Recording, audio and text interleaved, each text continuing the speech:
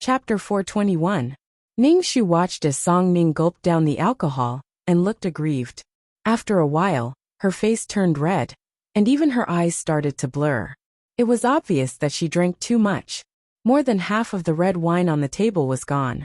Seeing that Song Ming still wanted to drink, Ning Shu reached out and took Song Ming's glass. "Stop drinking." Song Ming chuckled at Ning Shu, then picked up the bottle and gulped it down. She didn't know if she was angry at herself or at Ning Shu. Ning Shu watched as Song Ming downed the entire bottle of wine. Then, she laid on the table and did not move. She was dead drunk. Ning Shu was speechless. Ning Shu said to Wan, "I have to go first. Song Ming is drunk." "It's okay. Take Miss Song away first," Wan said quickly. Ning Shu nodded and helped Wan out of the restaurant. Wan looked at their backs and saw that they hadn't touched their plates much. For some reason, Wan's heart was filled with an unknown bitterness and grievance. She seriously wanted to treat them to a meal, but this was the result. Wan clutched her chest, feeling terrible. Ning Shu stuffed the drunken Wan into the car, fastened her seatbelt, and drove back to the villa. After getting out of the car, Song Ming vomited for a while, then leaned on Ning Shu. Ning Shu said aggrievedly, "Gong Luo, I feel terrible." "Don't you know to drink less if you feel terrible?" Ning Shu said angrily, and poured a glass of water for Song Ming. Song Ming was sleeping on the sofa. Ning Shu walked over and pushed her. "Get up and drink some water." Song Ming sat up shakily and drank the water in the glass. She turned to look at Ning Shu, then pounced on Ning Shu and pressed Ning Shu onto the sofa. She said with tears, "I hate it when you're with Wan. I hate it very, very much." Song Ming's tears dripped onto Ning Shu's face, making Ning Shu feel hot. His heart spasmed uncontrollably, and his heartbeat sped up. The blood in his body seemed to have become restless. Ning Shu furrowed his brows and chanted, "Ba, form is emptiness. Emptiness is form."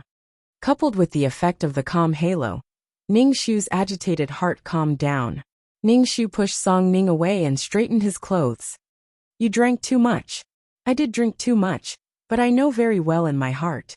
Song Ming grabbed Ning Shu's hand and pressed it against her heart. "Gong Luo, I like you so much that my heart hurts." Ning Shu felt the soft thing in his hand, and his heart was filled with grief and indignation.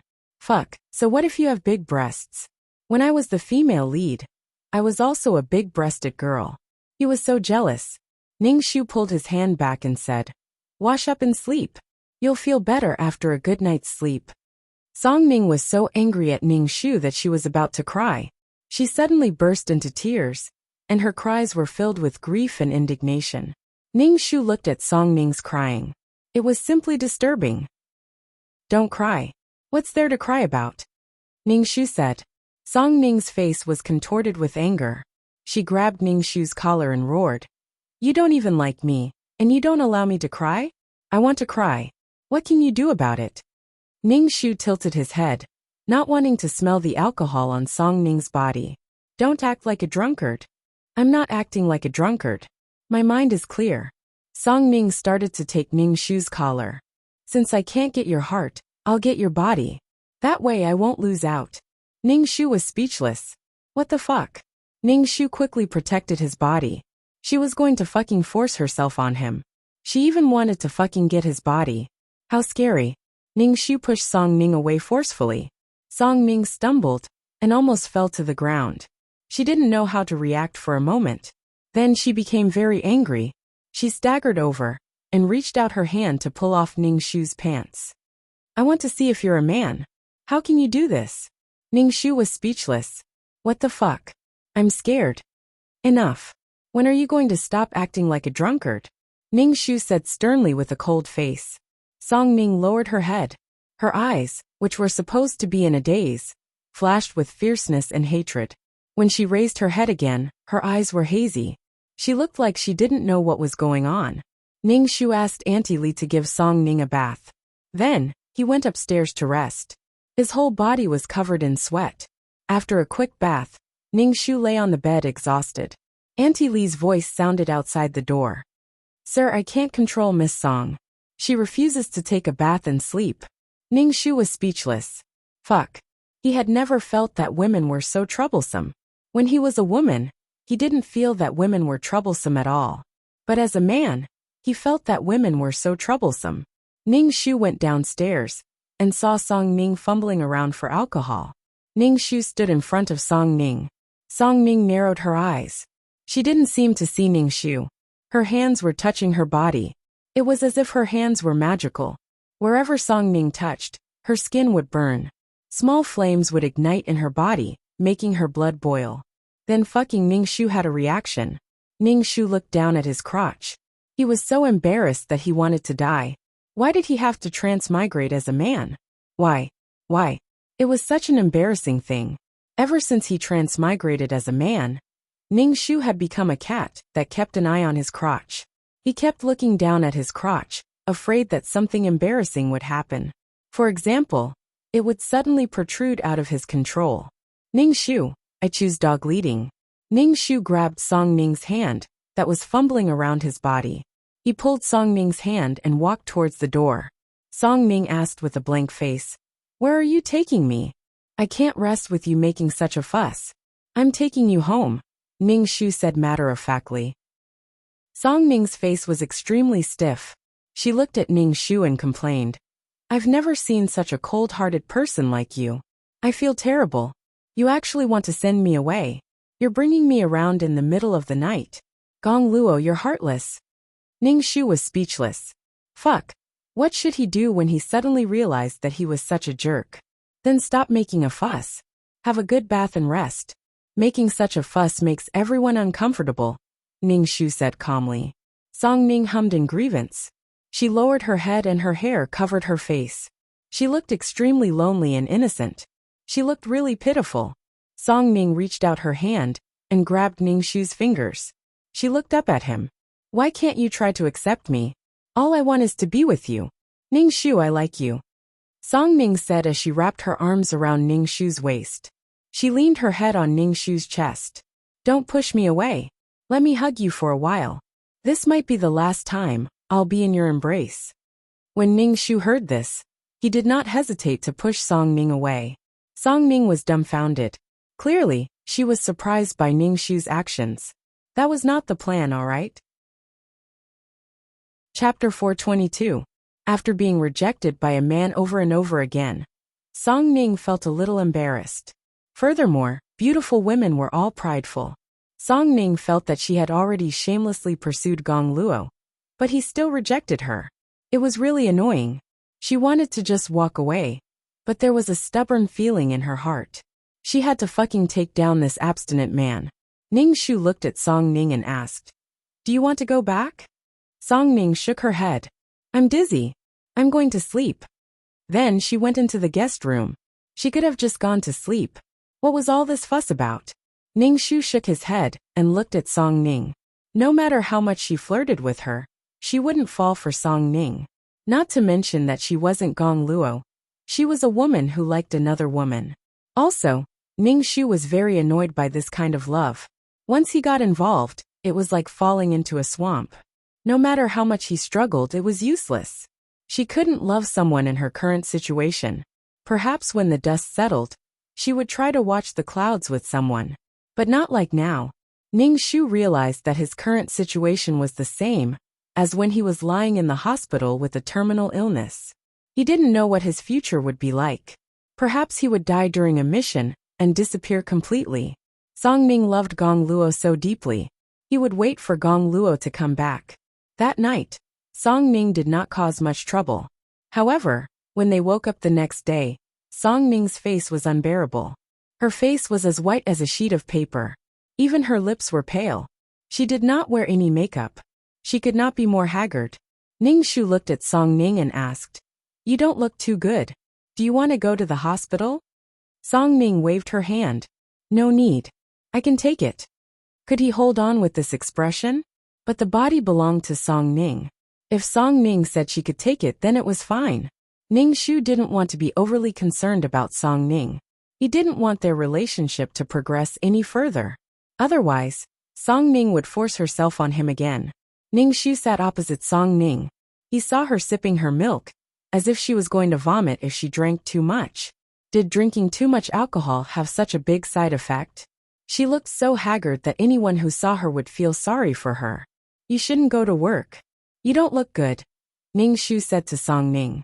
Song Ning looked at Ning Shu indifferently. Can I take that as you being concerned about me? Don't worry about me. Just pretend you didn't see anything. You're making my resolute heart waver again, Song Ning said coldly. Ning Shu nodded. I'll pretend I didn't see it next time. Song Ning. Song Ning really wanted to pick up the plate and press it against the man's face. She wanted to smear the sandwich all over his face. She had never seen such a man before. Song Ning's face turned even paler. She was so pale that she looked almost transparent. Ning Shu couldn't help but ask, Are you really okay? I'm fine, Song Ning said through gritted teeth. After Ning Shu finished his breakfast, he went to work. After all, there was so much work waiting for him every day. He really admired Gong Luo's ability. He dated in Yuan every day, yet the company didn't collapse. There was a lot of work. Song Ning watched as Ning Shu left. She was so angry that she stomped her feet. He left just like that. He left just like that. She felt so uncomfortable, and he left just like that. Damn, this man didn't play by the rules. She felt like she had been played. Song Ning scratched her head in frustration and bit her lip. It looked like she had to prepare for an escape route. When Ning Shu arrived at the company, he bumped into Yuan. Ning Shu pretended not to see Yuan and walked past her. Yuan, that she wanted to greet him, but he ignored her and walked past her. It was so awkward and uncomfortable. CEO, wait. Yuan quickly caught up with Ning Shu and stood in front of Ning Shu. Seeing Ning Shu's cold expression, and the way he looked at her was cold and indifferent, she swallowed her words. She didn't know what to say. The atmosphere was a little tense. Ning Shu asked, What's the matter? Yuan asked, Is Miss Song okay? She drank so much yesterday. She's fine. Ning Shu walked around Yuan and left. This man was too cold and cold-blooded. It was unbearable. His heart was bitter. Ning Shu felt like he was sandwiched between Yuan and Song Ning.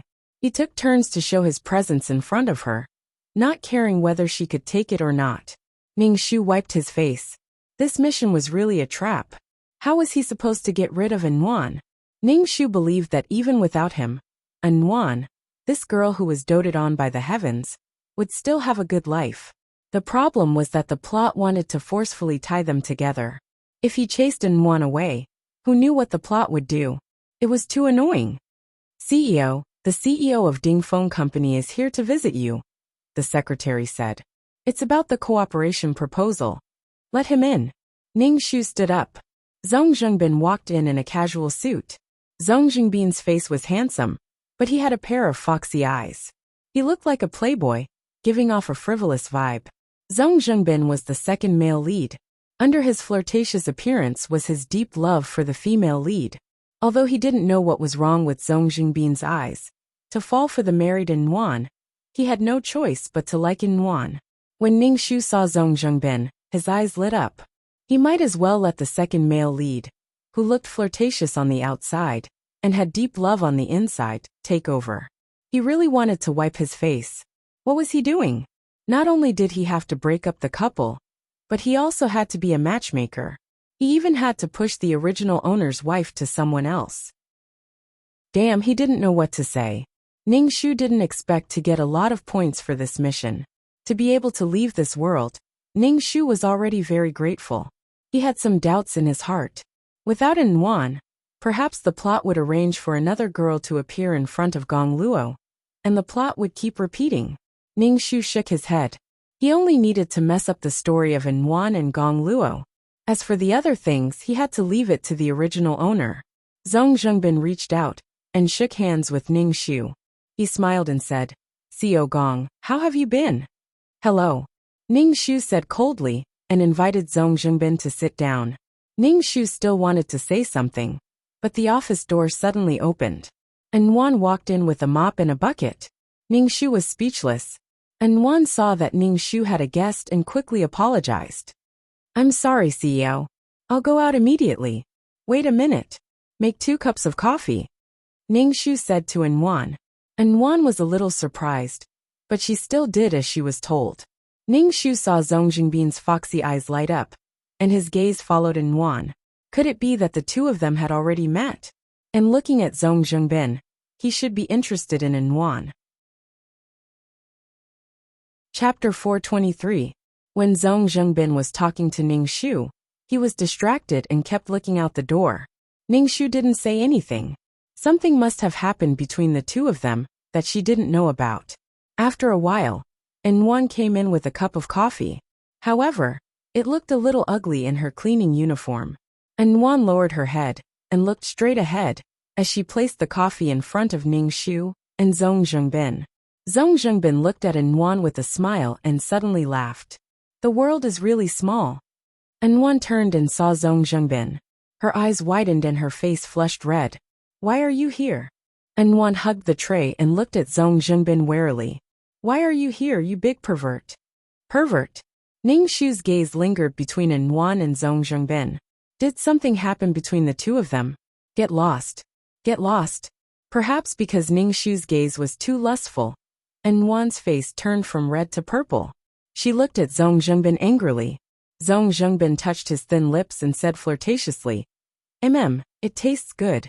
Ning Shu was speechless. He really got lost. Could it be that the plot had changed? You're shameless. Don't say it again. If it weren't for the fact that the CEO was still around, Nguyen really wanted to tear this sly fox's mouth apart. Zhong Jingbin smiled and looked at Nguyen, who was hopping mad. Ning Shu was speechless. Damn it, did he get lost? Ning Shu's heart was extremely irritable, but her face remained expressionless as she silently watched the explosive interaction between Zhong Jingbin and Nguyen. Zhong Jingbin lifted Nguyen's hair and sniffed it. Nguyen immediately snatched her hair back and glared at Zhong Jingbin. Zhong Jingbin looked at Nguyen's lips. You're looking at me like that. Do you want me to kiss you? Get lost. Nguyen was so frightened that she took a step back. Zhong Jingbin laughed out loud. When Nguyen took a step back, he took a step forward. Nguyen was so angry that her face turned red, and her eyes were filled with fear. Ning Shu looked at Zhong Jingbin flirting with the girl with a cold expression. Why don't you tell me, did you scram or not? You may leave. Ning Shu waved his hand at Nguyen, and Nguyen immediately felt as if she had been granted amnesty. She hurriedly ran out of the office. Zhong Jingbin still wanted to hold on to Nguyen, but Nguyen ran very quickly. Zhong Jingbin shrugged his shoulders and couldn't help but laugh out loud. His expression was somewhat doting. Seeing Ning Shu staring at him, Zhong Jingbin chuckled and sat down. Ning Shu said, "The employees in your company are very interesting," Zhong Jingbin said as he took a sip of the coffee. She's a little stubborn. TSK, this coffee doesn't taste good, Ning Shu said indifferently. We're still talking about the cooperation. She's just a cleaner. Zhong Jingbin shook his head. How can I let such an interesting girl sweep the floor? Isn't this something that should be done by aunties? Gong Luo, you didn't do this very well. Why don't you let this girl come to my company and be a secretary?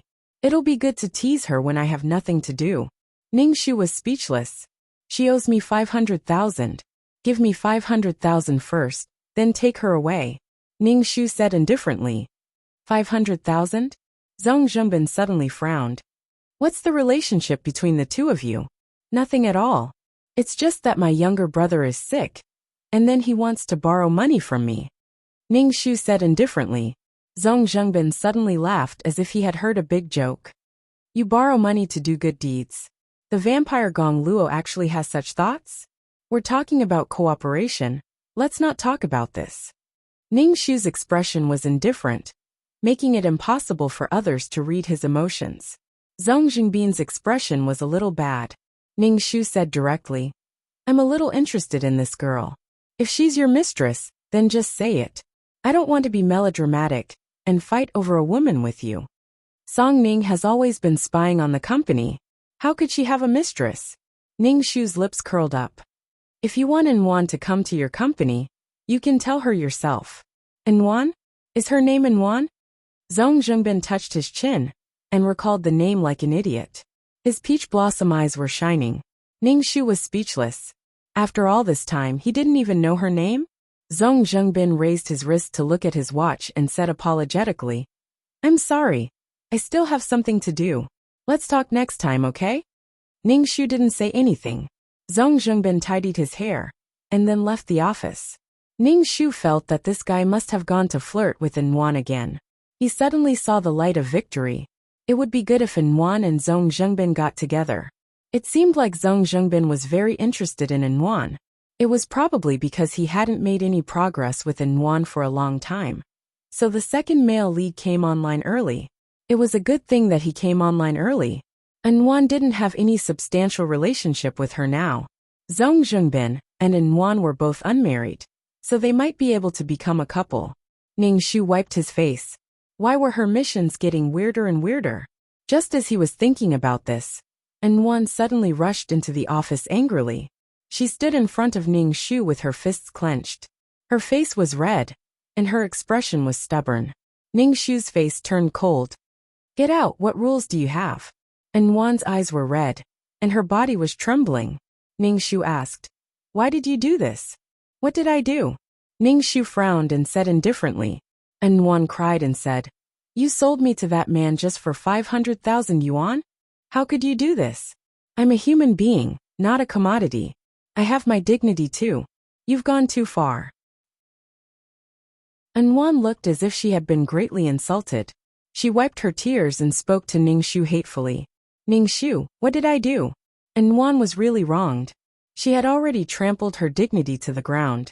She borrowed 500,000 yuan from Gong Luo. But she didn't expect that Gong Luo would sell her to that fox-like man for 500,000 yuan. Especially when that man said with a smile that she was his after he paid off the 500,000 yuan for her. Yuan hated this man. He was obviously a playboy. Last night when she treated the CEO and Miss Song to dinner, she met this man when she was paying the bill. In order to avoid being chased by several women, this playboy directly pulled Yuan, pressed her against the wall, and kissed her. Yuan was so angry that she gave Zhong Zhengbin a slap and ran away angrily. But she didn't expect that this man would appear in the company and say that he wanted to buy her for 500,000 yuan.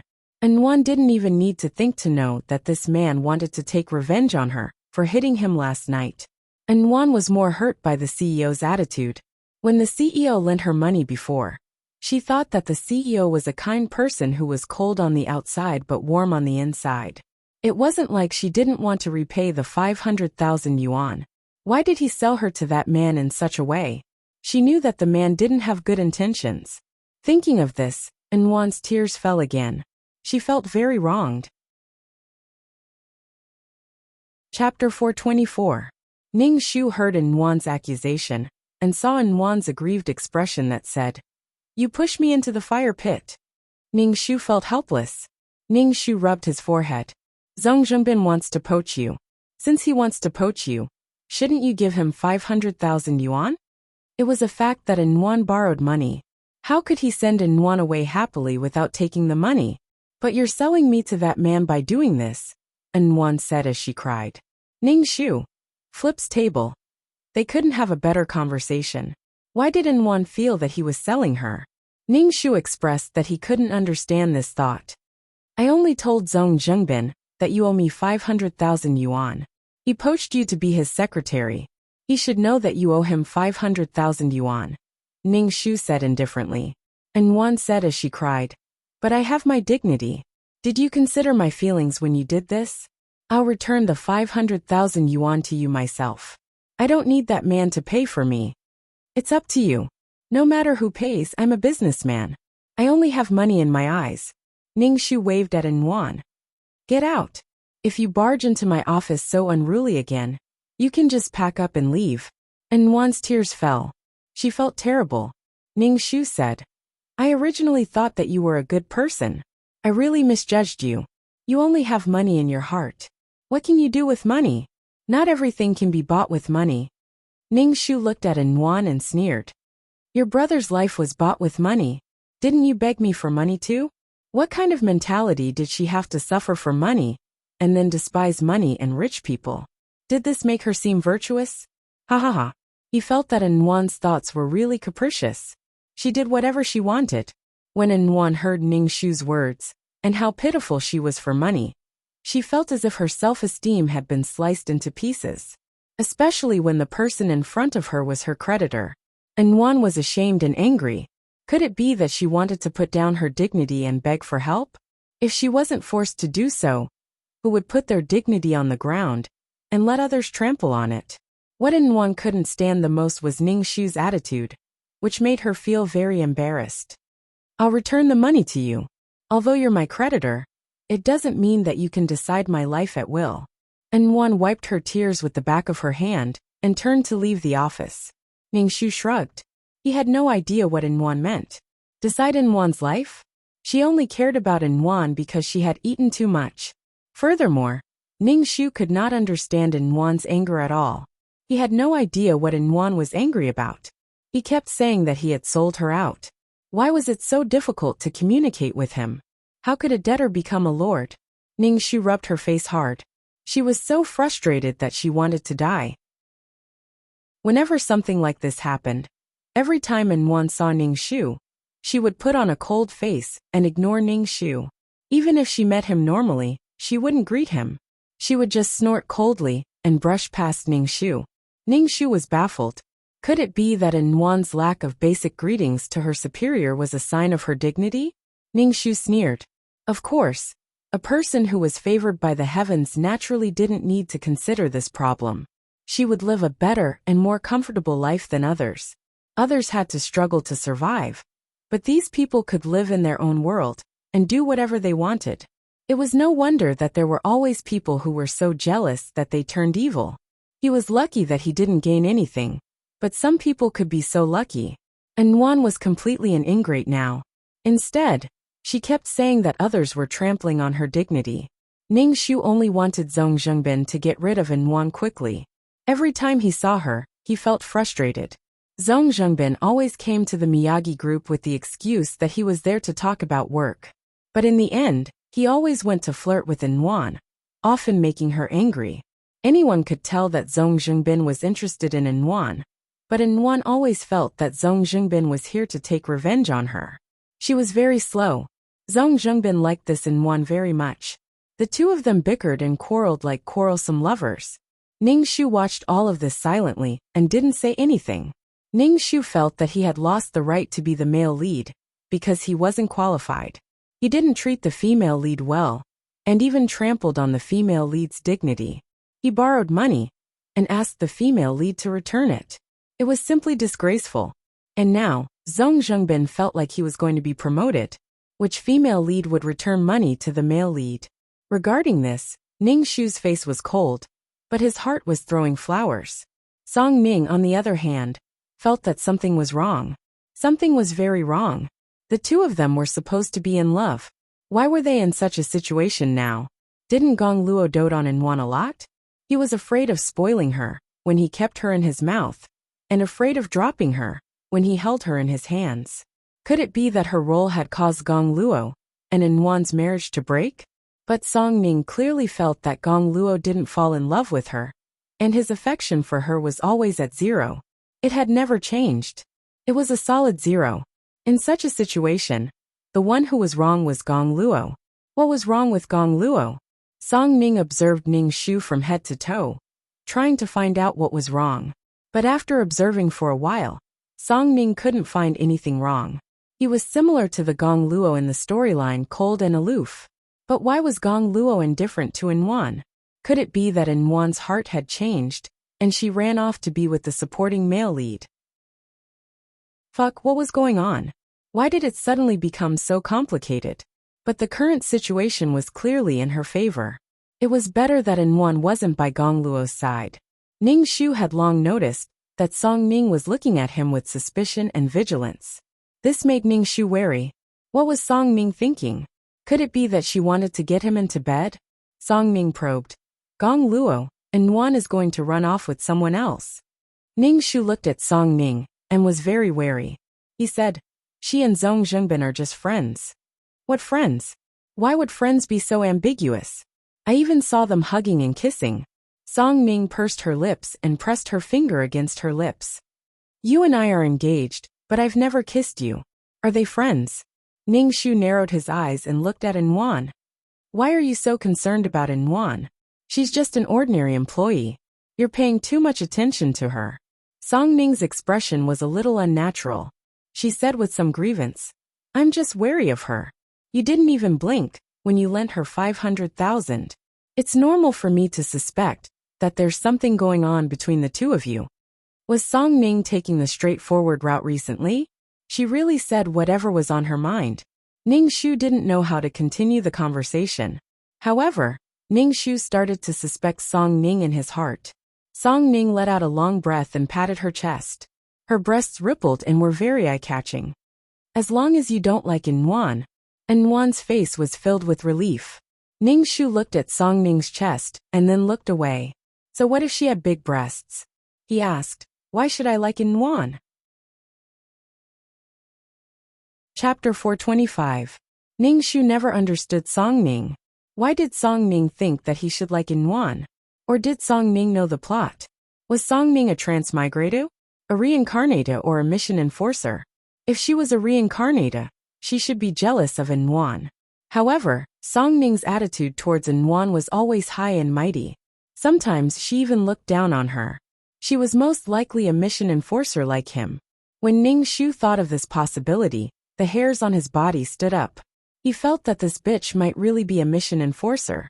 She kept teasing him. Ning Shu's mind flashed with all kinds of thoughts, but his face was expressionless. He asked Song Ning, why should I like Yuan?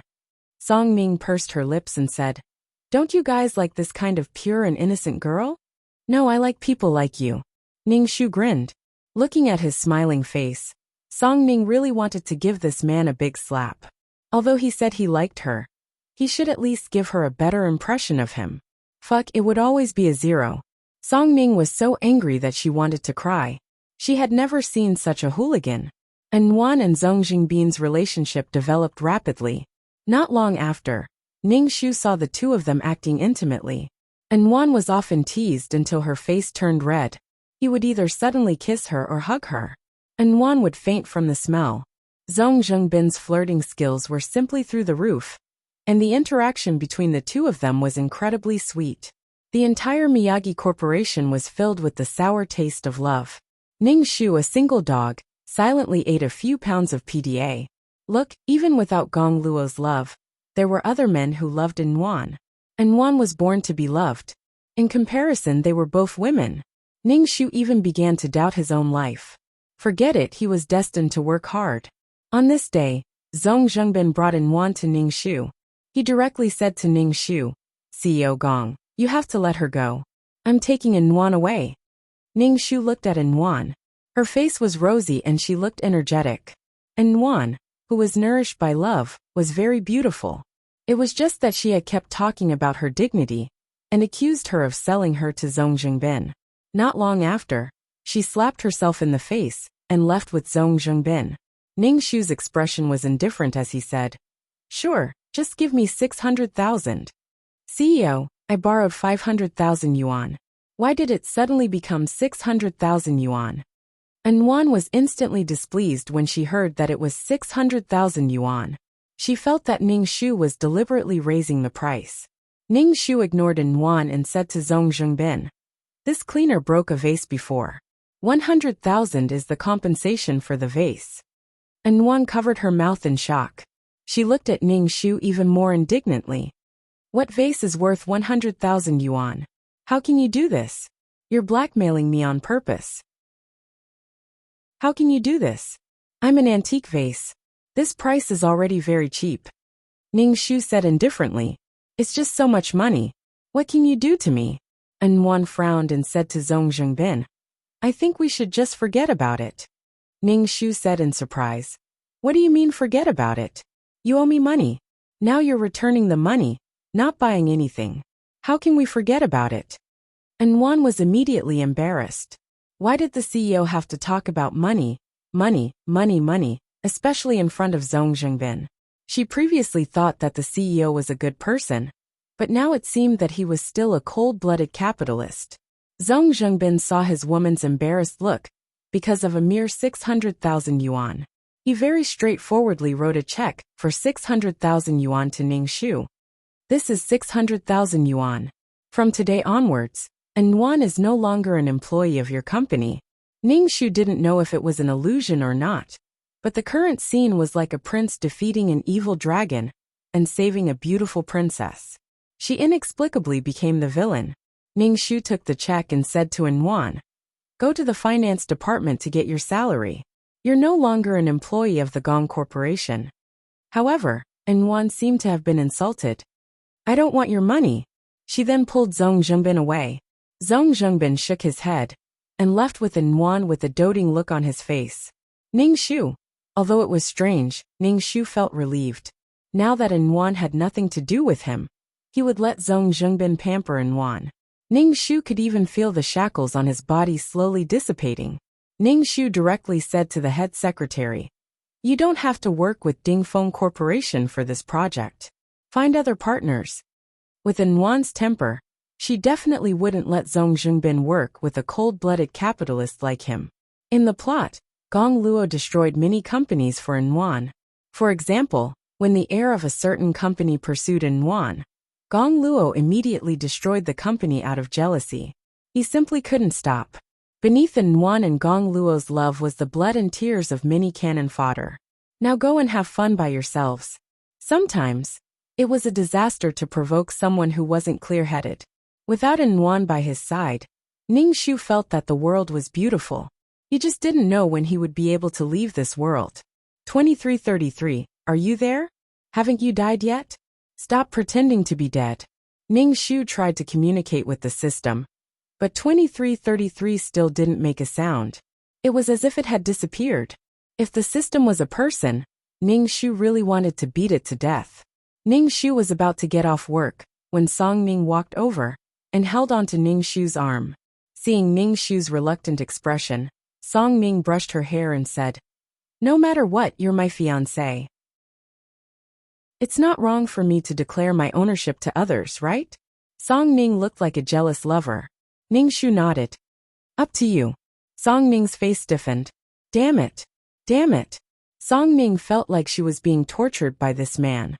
No matter what she did, this man was indifferent. His affection for her would never change. Actually, this man was a robot. Back at the villa, Ning Shu saw that Song Ning was familiar with the place and asked, "Aren't you going back?" Song Ning picked up a pillow. Ning Shu smiled and rolled his eyes. "I can stay as long as I want. If I get tired of you one day, I'll leave." Ning Shu nodded. He pulled off his tie and prepared to go upstairs to take a shower. "Gong Luo, I'm hungry. Cook for me," Ning Shu shouted. "I'm a guest. Do you want me to starve to death?" Ning Shu unbuttoned his shirt and said, "What do you want to eat? Tell Auntie Li. Auntie Li knows how to cook." Song Ning pouted. "I just want to eat what you cook. Forget it, let's not talk about it. You have a heart of stone. No matter how I treat you, you can't feel it. You should be alone for the rest of your life. Don't cry when I leave," Song Ning said fiercely, but her voice was soft. It didn't sound like a threat. Instead, it sounded like sweet coquettishness. Chapter 426. Song Ning was a little witch. Sometimes she was gentle, sometimes she was charming, and sometimes she was devilish. Every side of her gave people a very fresh feeling. Ning Shu felt that if he were a man, he might really be mesmerized by Song Ning. However, she was a woman. Moreover, Ning Shu already had doubts about Song Ning.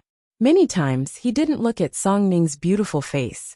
Ning Shu went upstairs to take a shower. When he came down, Auntie Li had already prepared dinner. Song Ning sat on the chair, holding a pair of chopsticks and poking at the dishes on the plate. Ning Shu sat opposite Song Ning. Seeing that she wasn't eating, he asked, "Is it not to your liking? I want to eat what you cook." Song Ning propped up her chin and looked at Ning Shu expectantly. Ning Shu was speechless. She really didn't know how to cook. Ning Shu said calmly, "I don't know how to cook. I'll teach you, okay? Think about us cooking together. That image is so loving." Song Ning looked at Ning Shu with some excitement. "What do you think? What was so loving about it? Was there any love in stir-frying?" Ning Shu picked up his chopsticks and said, "Eat." Song Ning looked very disappointed. She looked at Ning Shu with accusation in her eyes. It was as if Ning Shu had bullied her. Ning Shu didn't have much of an appetite. Let's eat. I have no appetite if you look at me like that, Ning Shu said directly. And Wan's face stiffened. She looked fierce for a moment, then returned to normal. She slammed her chopsticks down on the table and said coldly, Gong Luo, do you think that just because I like you and I love you, you can trample on my feelings and hurt me as you wish? Ning Shu shook his head and said, I don't think so. In the face of such a situation, she didn't accept it as true respect. Damn it, why did this kind of love matter make him so irritated? I love you, you love him, he loves her, she loves him, he loves her, and she loves him. His affairs are really annoying. And Ning Shu was also annoyed that Song Ning always talked about love. Even if Song Ning really loved Gong Luo, it was still annoying. Perhaps it was because her soul was that of a woman, and she was of the same gender as Song Ning. Perhaps men liked this method. This Song Ning really needed to make people happy. Song Ning saw that the man in front of her had a cold expression. It was as if he was indifferent to her words. Song Ning had accumulated a lot of anger in her heart. At this moment she exploded. Song Ning stood up abruptly, causing the chair behind her to fall to the ground. Her face was ashen as she placed her hands on the table. Ning Shu roared, Will it kill you to pay attention to me? Song Ning was really pissed off. Ning Shu stood up and said calmly, I don't know what I want. Things like love have to be done slowly. Why are you in such a hurry? Song Ning wanted to slap him. After such a long time, his affection for her hadn't increased at all. He actually said that it would be done slowly. The fact that his affection for her hadn't increased at all meant that this man didn't like her. I'm not in a hurry. I just hope that you can occasionally respond to my feelings. After saying this, Song Ning felt a little defeated. I know now that no matter what I do, you won't fall in love with me.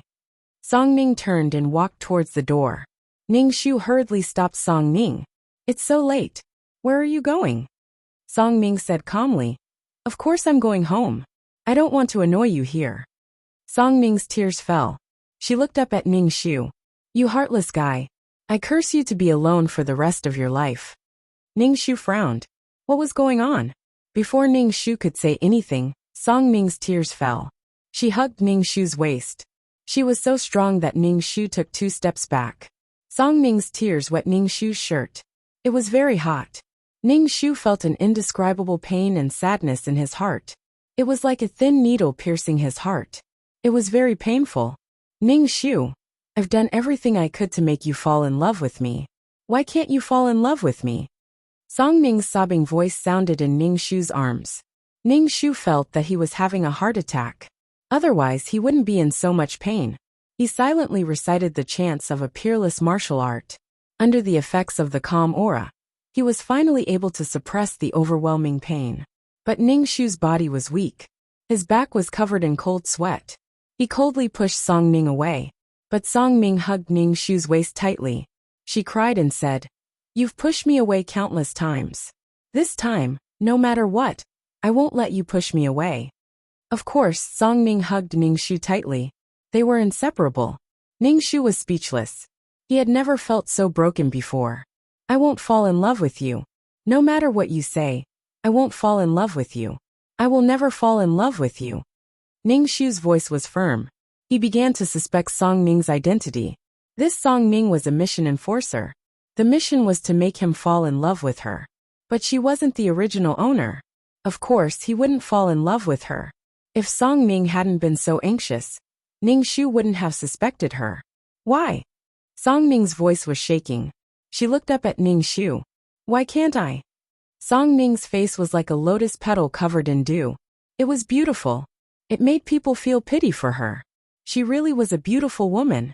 She was a woman who could bewitch people. Ning Shu was very glad that he had stayed calm. If he hadn't, he would have become a tool for this woman to complete her mission. Ning Shu looked at Song Ning carefully. Her eyes were full of love and affection, but deep down they were cold. Why? I gave you my heart. Why can't you love me? Gong Luo, I can't live without you. Song Ning cried pitifully. She grabbed Ning Shu's shirt. She was sincere. She was sincere. Ning Shu couldn't feel Song Ning's sincerity. If he didn't have sincerity, what right did he have to ask others to give their sincerity? It wasn't just love. Even making friends required sincerity. Sincerity was for sincerity. Schemes were for schemes. Ning Shu pushed Song Ning away, and Song Ning fell to the ground. She lowered her head and cried, and a fierce look flashed across her eyes. Song Ning stood up. Ning Shu asked, "Can I ask you, why can't you love me? Am I not beautiful enough? Am I not good enough?" Song Ning moved closer to Ning Shu. She stood on her tiptoes. Ning Shu breathed out. "There has to be a reason. There has to be a reason why you can't love me." Ning Shu could even smell the fragrance coming from Song Ning's mouth. When he smelled it, Ning Shu felt his brain slow down. The blood in his body boiled. He looked at the face that was close to him. His eyes focused on Song Ning's red lips. Ning Shu slowly lowered his head. His target was Song Ning's lips. That red was what he had wanted all his life. Song Ning closed her eyes. Her eyelashes were wet with tears. She raised her head to welcome Ning Shu. Chapter 427. Ning Shu felt as if he had been bewitched. He crazily wanted the woman in front of him. His body was tense. Looking at the face so close to him, he thought, "This is a woman. A woman. He wants to kiss a woman." Ning Shu's heart was roaring. He felt as if his worldview had been shattered. Ning Shu had never met a mission enforcer like this. She was so good at bewitching people. Ning Shu moved closer to Song Ning's face. He tilted his head and whispered into Song Ning's ear, "You are so beautiful." Song Ning's lips curled up into a smile. She was so beautiful. She was practically the best in the world. Ning Shu said, "But I like men." Ning Shu pushed Song Ning away. He held back his feelings and said, "I like men." Song Ning was speechless. Song Ning looked as if she had been struck by lightning. She was petrified.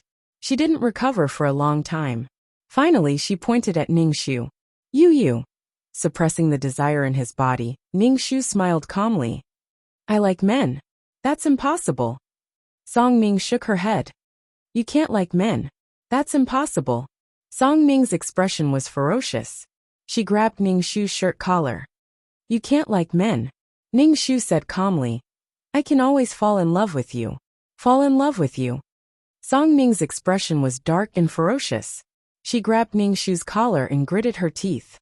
"You fucking gay. Why didn't you tell me you liked men? No, men can't be indifferent to me." Song Ning looked at Ning Shu's face. She covered her face and cried. "You made me fail." Ning Shu was speechless. Ning Shu was struggling in her heart. They were both mission enforcers. If Song Ning failed, would she be killed? But she really couldn't love Song Ning, let alone give her her heart. Especially when Song Ning had to be coaxed and lied to give her her heart. Song Ning looked at Ning Shu with hatred. She pointed at Ning Shu and said, "I will remember you." After Song Ning finished speaking, she fainted on the ground. Ning Shu was shocked. He helped Song Ning up and placed his finger under her nose. She was still breathing. Ning Shu carried Song Ning to the sofa and sat beside her, waiting for her to wake up. His whole body was weak, and the exhaustion came from his soul. It was as if his spirit had been overdrawn. Song Ning, who was sleeping on the sofa, hadn't woken up yet. Ning Shu sat on the sofa and meditated. Now, she had finally witnessed the power of mission enforcers. They really used all kinds of martial arts. Even a woman like Ning Shu couldn't resist, let alone a man. Perhaps some men knew that this woman didn't love them, but they were unable to extricate themselves from her charm. Ning Shu shook his head. When he returned this time, he had to exchange for the clear heart mantra. Only then could he resist the temptations of the outside world. The most important thing was to strengthen his spirit. There were too many temptations in every mission. He had to think of a way to suppress the negative emotions in his heart and resist the greed in his heart. Ning Shu had an even bigger dream in his heart. He wanted to stand at the top and look at the thousands of worlds. He wanted to live as long as the sky, and to exist forever. But now she was just a beginner mission enforcer. She was like an ant. What she needed to do was to survive. She needed to be strong and powerful. This path was difficult but colorful. There wouldn't be a second chance in life. No matter what, Ning Shu was grateful to the system for giving him this opportunity. Perhaps he was a tool, but Ning Shu was willing to be a valuable tool. If there was effort, there would be gain. If there was gain, There would be effort. One day, he would be strong enough to be fearless. He would be able to stand shoulder to shoulder with those strong people. Song Ning, who was sleeping on the sofa, was about to wake up. Ning Shu opened his eyes and looked at Song Ning. Song Ning's eyes moved. When she saw Ning Shu, she was stunned. Gong Luo. Where am I? Song Ning sat up. Ning Shu looked at Song Ning.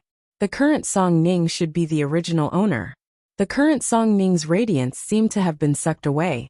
Although she was still beautiful, she wasn't as dazzling as before. She was like a pearl covered in dust. That mission enforcer probably had a very high charm value. That mission enforcer probably hadn't been erased. He must have some method to prevent himself from being erased. But this grudge was something to be dealt with. Song Ning looked at Ning Shu. Her eyes were filled with affection. Ning Shu smiled. Song Ning must really love Ning Shu. Ning Shu said, "Your body isn't very good. You fainted. Rest well." Okay. Song Ning looked at Ning Shu.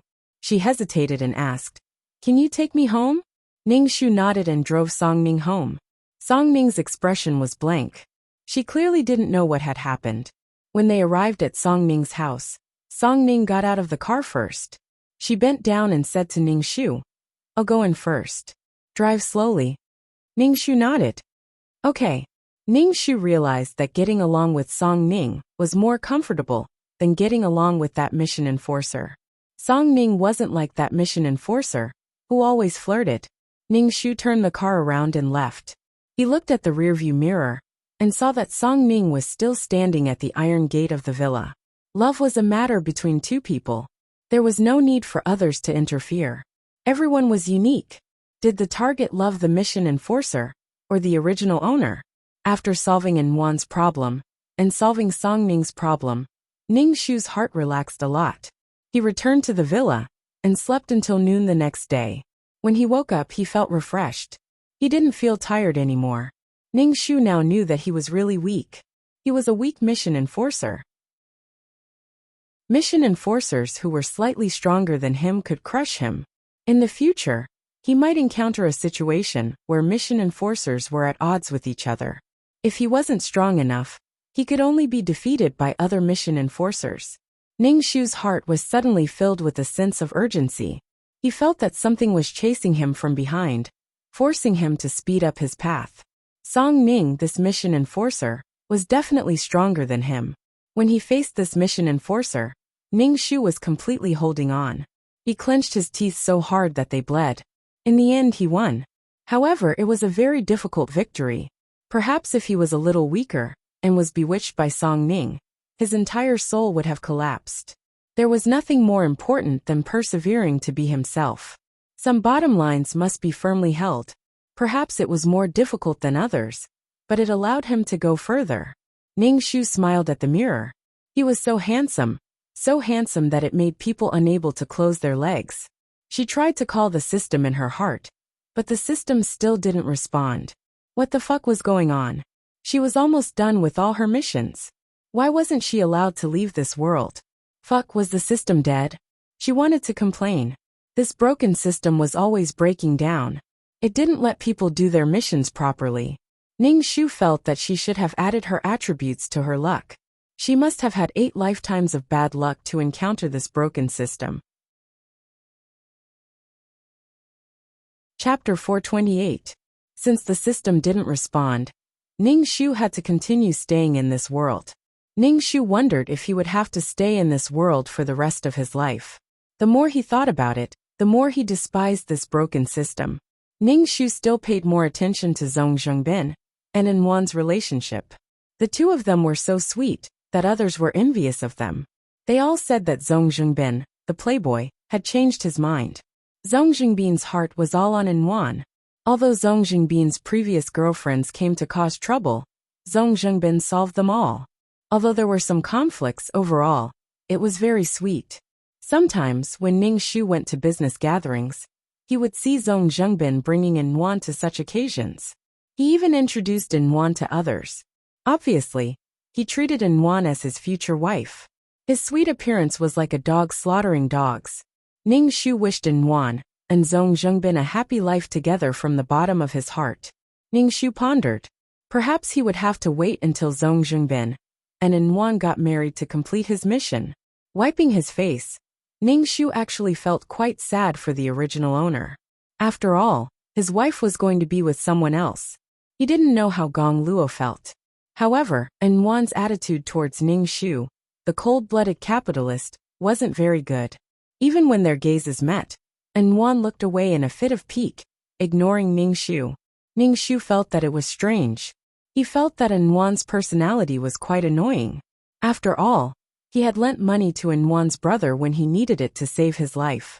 It could be said that he had helped Inwan, but to just ask Inwan to return the money, was that treacherous? Asking Inwan to return the money was trampling on Inwan's dignity? In such an occasion, Ningxu didn't even greet Zhong Zhengbin.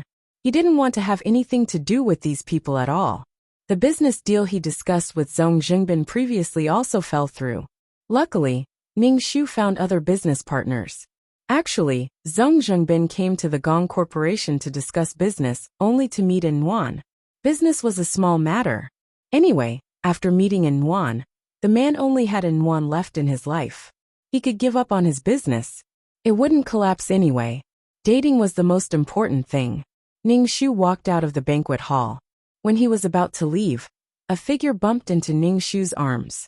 Before Ningxu could do anything, the woman fell to the ground first. Ningxu took a closer look. It was Inwan in a gown.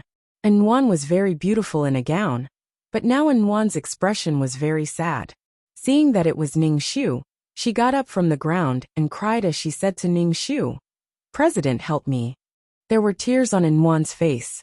She looked like she had been hurt. Ningxu was speechless. Ningxu felt stifled, but he still had to keep a smile on his face. He turned around and left. At this moment, the sound of footsteps came from the other side. Inwan wiped her tears and hugged Ningxu's arm. Ningxu wanted to shake Inwan off without thinking, but Inwan hugged him very tightly. Ningxu couldn't shake her off at all. He looked up and saw Zhong Zhengbin running over angrily, especially when he saw that Inwan was holding onto Ningxu's arm. His face turned even colder. "Inwan, come here," Zhong Zhengbin said coldly to Inwan. Inwan hugged Ningxu's arm tightly. Her tears fell like rain. She shook her head and said sadly, "I don't want to go over. Go find your lover. That's all in the past. I only have you in my heart now. Why don't you believe me?" Zhong Zhengbin explained. "I never thought of getting back together with my ex-girlfriend. We just hugged like friends." Ningxu was speechless. "Damn it. If you guys want to fight, then fight. Why drag me into it? What about you? You're indeed related to Gong Luo." Zhong Zhengbin looked at Ningxu coldly. His expression was gloomy. "I say, you lent me 500,000 yuan just like that. I'm afraid your relationship isn't as simple as a debtor's. You're shameless. What right do you have to frame me?" Inwan was so angry that she cried. "There's nothing going on between CEO Gong and me." Zhong Zhengbin's heart ached when he saw Inwan like this. However, his anger made his words very hurtful. "Are you planning to rekindle your old flame with Gong Luo?" "Yes. If you can get back together with your ex-lover, why can't I?" Inwan said angrily. "CEO Gong, please take me away." Inwan begged Ningxu. "I don't want to see this person. Ningxu, fuck you." He hated this kind of melodramatic scene the most. Zhong Zhengbin was so angry that he raised his fist and wanted to punch Ningxu's face. Ningxu tilted his head and grabbed Zhong Zhengbin's wrist. Then he punched Zhong Zhengbin's face. "Fuck, I didn't do anything. Why did I become the victim of your emotional conflict? You even want to hit me." Ningxu was filled with anger. He kicked Zhong Zhengbin in the stomach. Zhong Zhengbin bent over in pain and held his stomach. The veins on his forehead were popping out. Inwan was so scared that she shouted, "Don't hit me. Please don't hit me." Inwan's voice attracted a lot of people to watch. There were even reporters taking photos. Ningxu frowned and said in a low voice, "Shut up." Inwan covered her mouth and ran to Zhong Zhengbin's side. Her heart ached as she asked, "Zhong Zhengbin, are you okay? Are you okay?" Zhong Zhengbin suddenly hugged Inwan. Inwan struggled. "You liar, let go of me." Zhong Zhengbin's face was bruised by Ningxu. He grimaced and hugged Inwan like a rascal. Seeing Inwan struggling, he said, "Don't move. I'm in pain. My body is in pain. Pain, where does it hurt?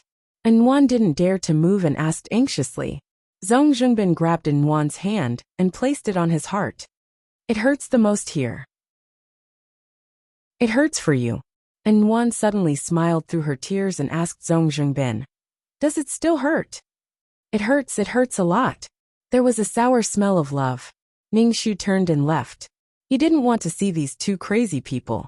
It really made him unhappy. His existence just now was to make Zhong Zhengbin jealous, and then fight to show Anwan's charm. It seemed like he wasn't the male lead anymore. It felt like he was a spare tire. Ningxu felt that it was really funny. Anwan actually asked him to take her away. Where did her confidence come from? Crazy confidence. If you guys love each other, then just love each other. Why did you have to drag others into it? The next day, Ningxu looked at the newspaper. It was a big headline. The photo was of her fighting with Zhong Zhengbin. It said that the CEO of Miyagi Group and the CEO of Dingfeng Group fought over a woman. Moreover, Anwan was also dug up by the media.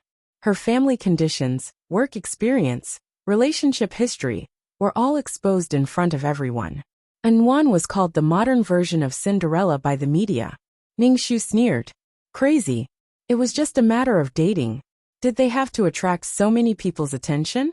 It was probably because every woman was jealous of Anwan. Ningxu thought that this matter was over. When he arrived at the company, he saw that the company's entrance was surrounded by reporters. They said they wanted to interview her. Chapter 429. When the reporters at the entrance saw Ningxu, they swarmed over and almost stuffed their microphones into Ningxu's mouth. CEO Gong, what's your relationship with Anwan? What was the reason for the fight at last night's banquet? Anwan is an employee of your company. Did you have a special relationship with her before? Did you hit Zhong Zhengbin because he stole Anwan? Does that mean Anwan cheated on you? These reporters were trying their best to dig out some inside information. This kind of feud between rich and powerful families attracted the attention of the general public, and the newspaper was selling very well. Ningxu was annoyed. How did he get dragged into this kind of situation? This kind of plot was simply fucked up. What, he wasn't the male lead anymore. And now he was the villain. Ningxu sneered in his heart and said indifferently, I have nothing to do with Anwan. As for me hitting Zhong Zhengbin, it was because of the cooperation between the two families. Things were going well, but Zhong Zhengbin suddenly went back on his word and caused losses to the Miyagi Corporation. The reporter wasn't satisfied with such an answer and asked sharply, Anwan was there at the time, and someone saw Anwan hugging your arm. How do you explain this? Why should I explain? I have a fiancée. She's beautiful and dignified, and has a good family background. Why should I like Anwan who has nothing? Ningxu sneered. I have nothing to do with Anwan. The security guards pushed the reporters aside and let Ningxu enter the company. Ningxu wiped his face. It seemed like he had formed a grudge with Zhong Zhengbin. If he were in Zhong Zhengbin's position, he would definitely think of ways to destroy the Miyagi Corporation. In the plot, Gong Luo's favorite thing to do was to break the Tianliang Wangpa and cause some companies to go bankrupt. Of course, it was all because of Anwan. Zhong Zhengbin would also do such things to express his love for Anwan. Ningxu held a board meeting and made arrangements in advance to resist the possible economic impact from the Dingfeng Corporation. Anwan, who was watching TV in the mansion, was furious when she heard what Ningxu said. She said to Zhong Zhengbin angrily, Zhong Zheng, how can he say that? His words are too harsh. Zhong Zheng hugged Anwan and said with a smile, Actually, I'm quite happy that he said that. He can't see how good you are. You're still laughing. Anwan said angrily. He said I have nothing. I don't have a good family background, and I don't have a peerless beauty. Do you think so too? Anwan threatened Zhong Zhengbin. Zhong Zhengbin laughed and pulled the bruise on his face. Anwan immediately asked, Are you all right? I'm fine. Zhong Zhengbin smiled very sweetly. That's because that guy didn't know how good you are. Luckily, I made the first move. In the future, there will be things that Gong Luo will regret. However, he actually dared to say such things about my woman. He has to pay a price, right? What are you doing? N1 hugged Zhong Zhengbin. Zhong Zhengbin patted N1's head. It's fine. You don't have to care about this. N1, let's get married. N1's face showed hesitation. But your parents don't accept me. It's fine. You don't have to care about other things, Zhong Zhengbin said with a smile, his peach blossom eyes shining brightly. N1 met such a pair of eyes, which contained deep affection, doting, and infinite love. N1's heart throbbed and she hugged Zhong Zhengbin. As Ningxu expected, Zhong Zhengbin made a move against the Gong Corporation and secretly bought a large amount of the Gong Corporation's scattered shares. Ningxu felt like fucking a dog in his heart. They were going to go against each other just like that. There was no reason at all. Now that the plot had changed, Gong Luo was no longer the male lead. What right did he have to have such good conditions? These external advantages were to allow Gong Luo to dote on N1 without restraint. Now that he was no longer the male lead, he still wanted to have such good conditions. Fuck off. This world revolved around N1. So the plot now was to let Zhong Zhengbin strip Gong Luo of his various halos? It was fine as long as there was a powerful male lead in this world. How could others suppress the male lead? The Gong Corporation's capital was stronger than the Dingfeng Corporation's, but she didn't know why Zhong Zhengbin was so confident in going against her. Bewildering confidence. Ningxu directly retaliated against Zhong Zhengbin's attack. Let's see who has more money. If you buy the Gong Corporation's shares, I'll buy your shares. Let's see who wins in the end. If you have the ability, use your money to fight. When dealing with such matters, one had to cut off all means of retreat. Moreover, one had to prevent others from taking advantage of the chaos, to take a bite out of it. This made Ningxu feel a little tired. What Ningxu didn't expect was that the Song family would actually come to help and support the Gong Corporation at this time. Although the Gong Corporation was sitting steadily on Mount Tai, and didn't have any major problems, this timely help made Ningxu sigh. One had to know that in the plot, the Song family had declined because of Song Ning, and this decline was naturally due to Gong Luo's efforts. But now, the Song family actually came to help at this time. Ningxu felt pain in Gong Luo's face. His face was swollen from the slap. It seemed that after meeting N1, Gong Luo's IQ dropped. However, Ningxu looked at the proud Song Ning in front of him and said, "Thank you for this time. I can still handle it." Song Ming waved her hand and said, "We're engaged. It's my duty to help you. Is what you said on TV true?" Song Ming supported her chin and looked at Ningxu. "You said that I'm noble and elegant, have a good family background, and look down on N1 who has nothing. Is that true?" "Of course I'm telling the truth." Ningxu nodded. Song Ming smiled even more happily. The corners of her mouth curled up. She said proudly, "I didn't know that you liked me before. If you like me, just say it." Ningxu was speechless. So all the young ladies were so arrogant? "I persuaded my father to help you this time. Shouldn't you treat me to a meal?" Song Ning said to Ningxu. Ningxu nodded. He should treat Song Ning to a meal. However, when they arrived at the restaurant, they met Zhong Zhengbin and N1. And Ningxu's reservation was right next to theirs. Enemies were bound to meet on a narrow road. Song Ning greeted them graciously. "Hi, how are you?" N1 looked at Song Ning. She thought about how Gong Luo praised Song Ning on TV as noble and elegant, beautiful and elegant, and had a good family background. So when N1 looked at Song Ning now, she couldn't help but feel a little jealous and inferior. N1 actually cared a lot about Gong Luo's words. There was a period of time when N1 almost fell for this noble and arrogant man. When she borrowed money from him, he did. N1 thought that the CEO was a gentle person, but in the end, she found out that he was actually a cold-blooded and heartless person. What N1 couldn't stand the most was Gong Luo's evaluation of her. He said that she had nothing. This cold-blooded person had nothing. He only had money in his life. He had nothing. He was so poor that he only had money. Chapter 430. Ningxu pulled out a chair for Song Ning. Song Ning thanked Ningxu with a smile and sat down. Then, Ningxu sat opposite Song Ning. He let Song Ning order first when it came to food. N1 watched from the side, and felt that Gong Luo was really gentle to Song Ning. Zhong Zhengbin saw N1 staring at the man, and was a little unhappy. He said, "Your husband is here." And Wan smiled sweetly at Zhong Zhengbin and fed him a piece of steak with her fork.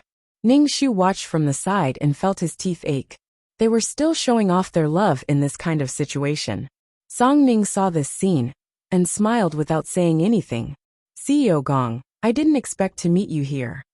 Zhong Zhengbin raised his wine glass to Ning Shu. Ning Shu raised his wine glass with a cold expression and returned the toast. He said indifferently, "I didn't expect it either. I'm serious. I've never seen such a thick-skinned woman. No, I should say that she's ungrateful." Ning Shu looked at Wan. "You really want to see the world in chaos?" Zhong Zhengbin frowned. "CEO Gong, be careful with your words." Ning Shu looked at Wan and said, "When your brother was sick, I lent you money. In the end, it was my fault. When you quarreled, you used me as a shield. The tension between the Miyagi group and Ding Feng group is also because of you." And Wan shook her head. "I didn't want it to be like this. But you let things happen like this." Ning Shu said indifferently, "Even if I'm a cold-blooded capitalist, I've created wealth for society. You're someone who doesn't know how to repay kindness." Ning Shu didn't understand why Wan felt so uncomfortable when he wanted to repay the loan. Shouldn't she repay the loan? And Wan kept saying, "I'll repay the money." When she really did repay the money, she was like this. Ning Shu felt that he was looking for trouble for himself. And Wan's face turned pale at Ning Shu's words. She wanted to retort, but she didn't know what to say. She didn't have that kind of intention at all. And Wan felt very embarrassed, and her eyes became misty. Ning Shu took a sip of wine. "Don't cry. It's not nice to cry in a place like this. Ning Shu, pay attention to your attitude. It's not up to you to talk about my woman." Zhong Zhengbin narrowed his peach blossom eyes and looked at Ning Shu with an oppressive gaze. Ning Shu sneered, "What an overbearing CEO." Ignoring Zhong Zhengbin, Ning Shu said to Song Ning, "Let's eat, then we'll go watch a movie." "Okay." Song Ning smiled brightly. She curled her lips and looked reserved. Seeing that the people at the table next to her were ignoring her, Wan was furious. How could this man be so hateful? Wan stood up and left with her bag. "Hey Wan." Seeing Wan leave, Zhong Zhengbin immediately chased after her and left the restaurant. Zhong Zhengbin reached out and grabbed the angry Wan. With a bad expression he asked, "Why are you running? You didn't do anything wrong. You don't have to hide from Gong Luo." Wan's tears suddenly fell, falling onto the back of Zhong Zhengbin's hand. Zhong Zhengbin reached out and used his fingers to gently wipe away Wan's tears. He kissed Wan's forehead and said, "You're crying for someone else. My heart hurts." Wan's tears flowed even faster. She sobbed and said, "Back then, I had no choice. My brother was lying in the hospital and urgently needed money. I could only borrow money from Gong Luo.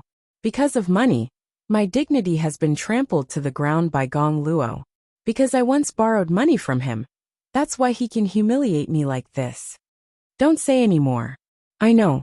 I only hate that I didn't meet you earlier and let you and Gong Luo have such a relationship." Zhong Zhengbin hugged Wan and comforted her. In the dining room, Song Ning put down her knife and fork. Ning Shu said, "I'm done eating. You said you were going to treat me to a movie. Is that true?" "Of course it's true." Ning Shu stood up and said to Song Ning. Song Ning smiled. In the afternoon, Ning Shu didn't go to work.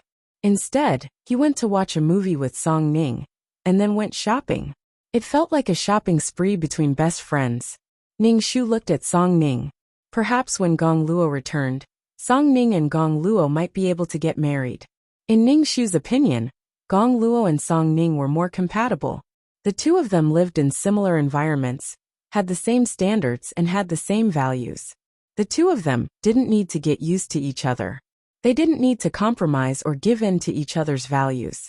Since ancient times, it was important to be well-matched in social status. This made sense. A dragon wouldn't enter a group of snakes. Cinderella's father was an earl. If he didn't let Cinderella have the chance to attend the palace banquet, how could she? Ding Feng Corporation increased their pressure on Miyagi Corporation. Ning Shu didn't hesitate to retaliate. "How you treat me, I'll treat you." In Ning Shu's opinion, the current Zhong Zhengbin was rather irrational. He couldn't understand why Zhong Zhengbin was so determined to destroy the Miyagi Corporation. Perhaps it was for Yuan, or perhaps it was the power of the plot. In any case, Ningxu definitely wouldn't resign himself to death. If you guys love each other, so be it. Do you have to be like this? The Gong Luo in the plot was like the current Zhong Zhengbin. However, Gong Luo was much stronger than Zhong Zhengbin. It wasn't as strenuous for Zhong Zhengbin to deal with others. Zhong Zhengbin was originally just a supporting male character. Now that he was about to be promoted to the main character, his role naturally needed to be strengthened. Attacking Miyagi Corporation would naturally allow Dingfeng Corporation's financial resources to increase. Zhong Zhengbin was ruthless to her, so she didn't hold back either. However, Ningxu had the Song family's help. On the other hand, the surrounding people who were eyeing covetously and waiting to take a bite of the meat didn't gain any benefits. On the contrary, Dingfeng Corporation's competitors snatched away a lot of business resources in this battle. Just as the two sides were in full swing, an invitation was delivered to Ningxu's desk. Ningxu flipped open the invitation. It was Zhong Zhengbin and Yuan's wedding invitation. Ningxu flicked the invitation with his finger. They were finally getting married. They had to hurry up. On the day of the wedding, Ningxu brought a few bodyguards to a luxurious hotel to attend Zhong Zhengbin and Yuan's wedding. Zhong Zhengbin was dressed in a white suit. When he saw Ningxu and a few bodyguards wearing sunglasses, his peach blossom eyes shone brightly, making him look even more handsome. Ningxu, you actually brought bodyguards to attend my wedding. I never knew you were so timid. Zhong Zhengbin reached out his hand and shook Ningxu's hand. Ningxu didn't care about Zhong Zhengbin's mockery. He said indifferently, I've always been timid. After all, there are so many people today. It's easy for something to happen. Zhong Zhengbin's expression didn't look good. He felt that Gong Luo was cursing his and Yuan's wedding. This was the most beautiful moment of his and Yuan's life. How could they allow any mistakes to happen? Therefore Gong Luo thought too much. He never thought of doing anything to Gong Luo. Even if he wanted to deal with Gong Luo, it wasn't the time. Chapter 431. Zhong Zhengbin and Yuan's wedding was very grand, attracting the attention of the entire W city. Many reporters were taking pictures everywhere. Moreover, those who attended the banquet were all political and business celebrities. Everyone present was not simple. It seemed that Zhong Zhengbin had put in a lot of effort for this wedding. Such a grand wedding was what every woman longed for. Women yearned to marry the right person, to be a little princess on their wedding day that would make the world envious. Therefore, for an ordinary girl like Yuan to have such an opportunity, it was simply enviable. Ningxu sat in the corner with several bodyguards protecting Ningxu. The elegant sound of the violin flowed through the wedding march, filling the air with a sweet atmosphere. The bride walked out surrounded by a group of people. Yuan wore an expensive and exquisite wedding dress and a diamond necklace around her neck. Yuan was just a delicate beauty, but when she dressed up, she was stunning. As soon as Yuan came out, the surrounding reporters took pictures of her crazily. Yuan's face revealed a happy and sweet smile. Yuan walked towards Zhong Zhengbin under her father's lead. Zhong Zhengbin had a smile on his face, and his eyes were filled with affection. He looked at Yuan who was walking towards him step by step. Happiness was close at hand. Ningxu watched Zhong Zhengbin and Yuan swear their vows to each other, and felt the restraints on him lessen a little. Ningxu looked around, and found that Zhong Zhengbin's parents did not have much joy on their faces. Obviously, they were not satisfied with this daughter-in-law.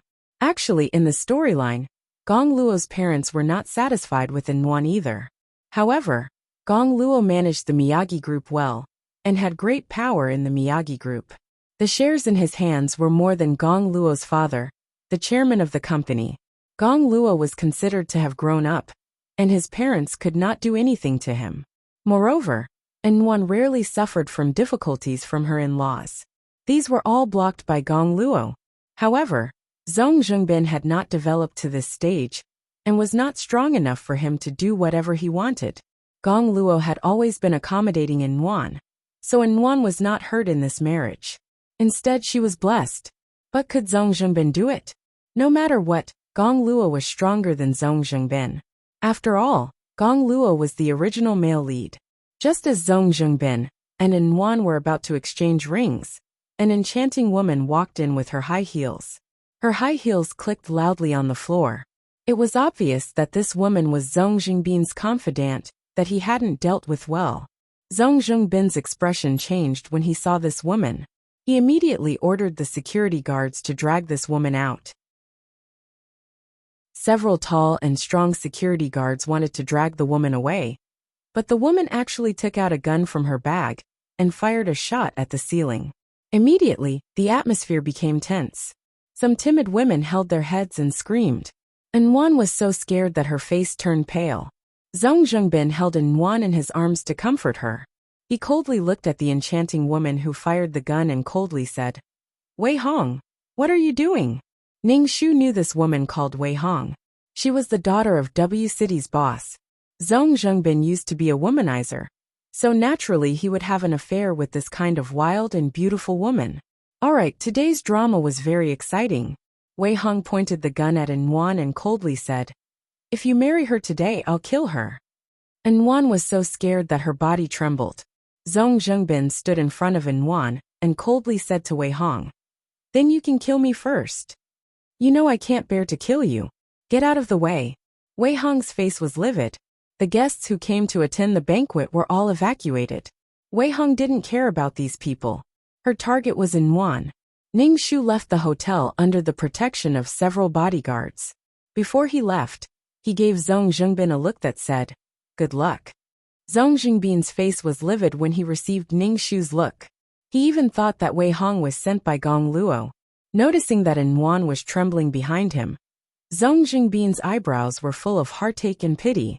His eyes were extremely cold when he looked at Wei Hong, which made Wei Hong's sad and indignant heart feel even worse. She and Zhong Zhengbin had that kind of relationship. They were good at playing, and were friends with benefits. But when it came to bed, women fell in love more easily than men. For this grand wedding to end so anticlimactically, it was simply a joke. Ning Shu's expression was indifferent, but he was gloating in his heart. Love dies quickly. The next day, Ning Shu woke up early in the morning and opened the entertainment newspaper. The headline was indeed about the wedding yesterday. Wei Hong shot and injured Zhong Zhengbin. Wei Hong's target was An Wan, but she didn't expect Zhong Zhengbin to take the bullet for An Wan. When Wei Hong was in a daze, she was restrained by the security. Now, Wei Hong was still locked up in the police station, and Zhong Zhengbin was lying in the hospital. No one knew if he was dead or alive. Ning Shu shrugged his shoulders. He didn't sympathize with him at all. Who asked you to be a playboy and couldn't control your lower body? You also didn't handle your relationship with your previous woman well. Now that something like this happened, you reaped what you sowed.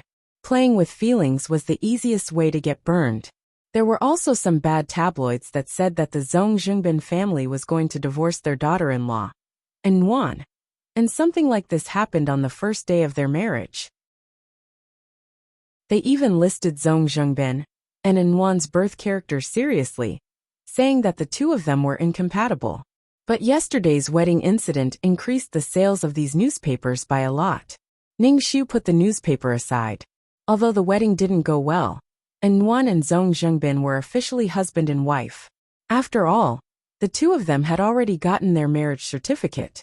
He just didn't know if they would hold another wedding after this failure. Even if they did, would anyone attend? It was a terrible start to a marriage.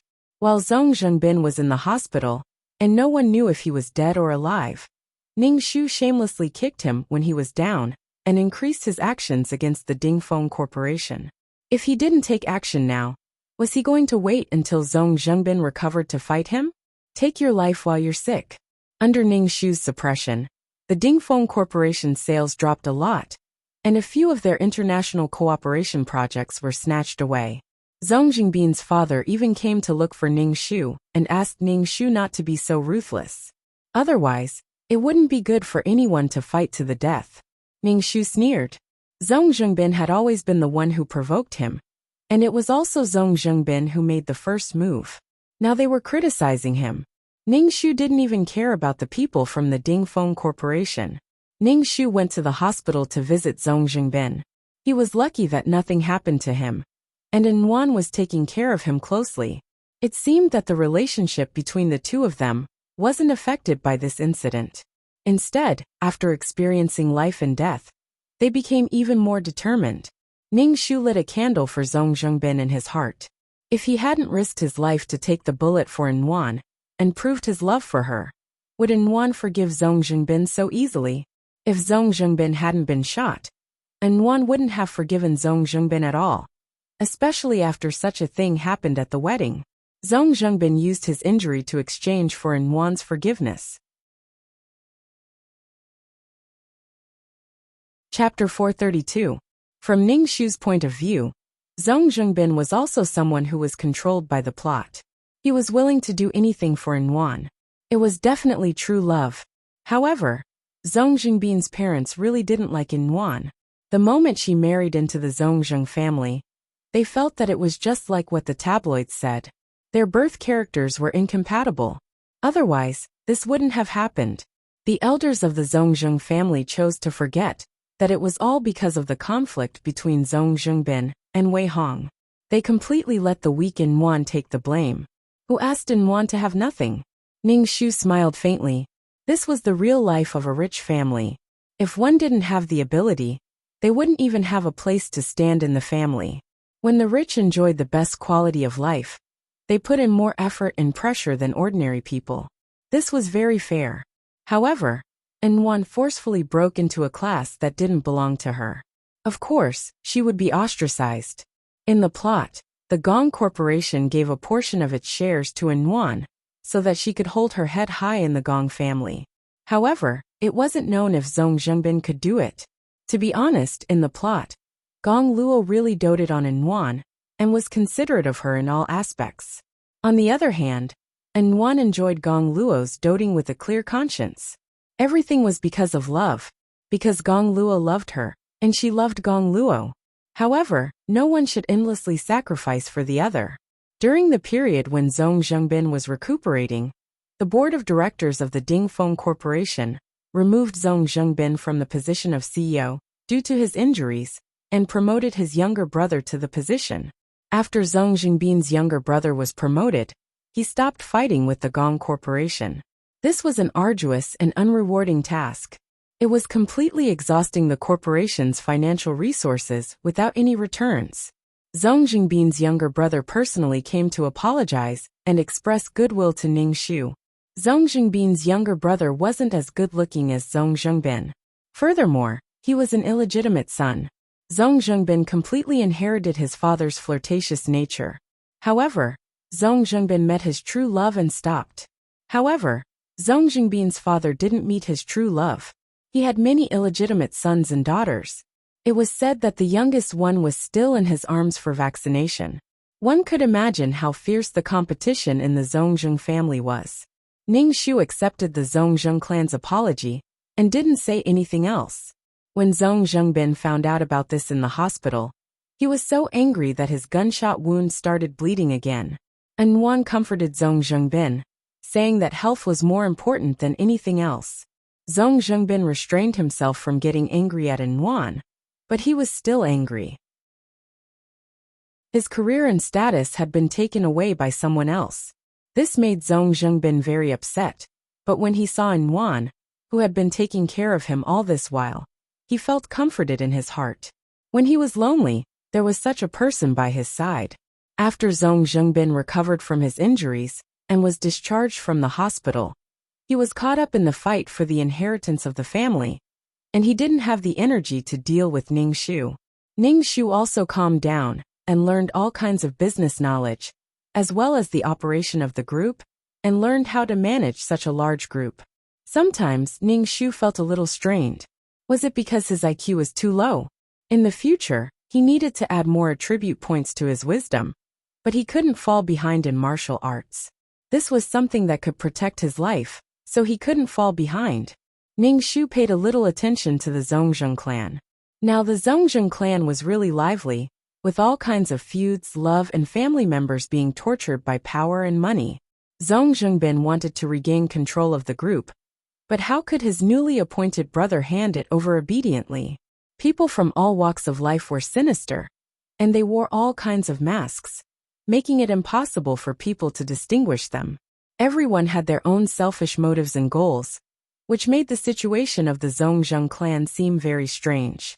He just didn't know if Yuan could adapt to such a complicated life of a rich family. Ningxu felt that with Yuan's simple mind, she would definitely be used by others. Yuan was the daughter-in-law of the Zhongzheng clan, the wife of the first successor. So many people had their eyes on her. Such a tiring life would exhaust Yuan mentally and physically.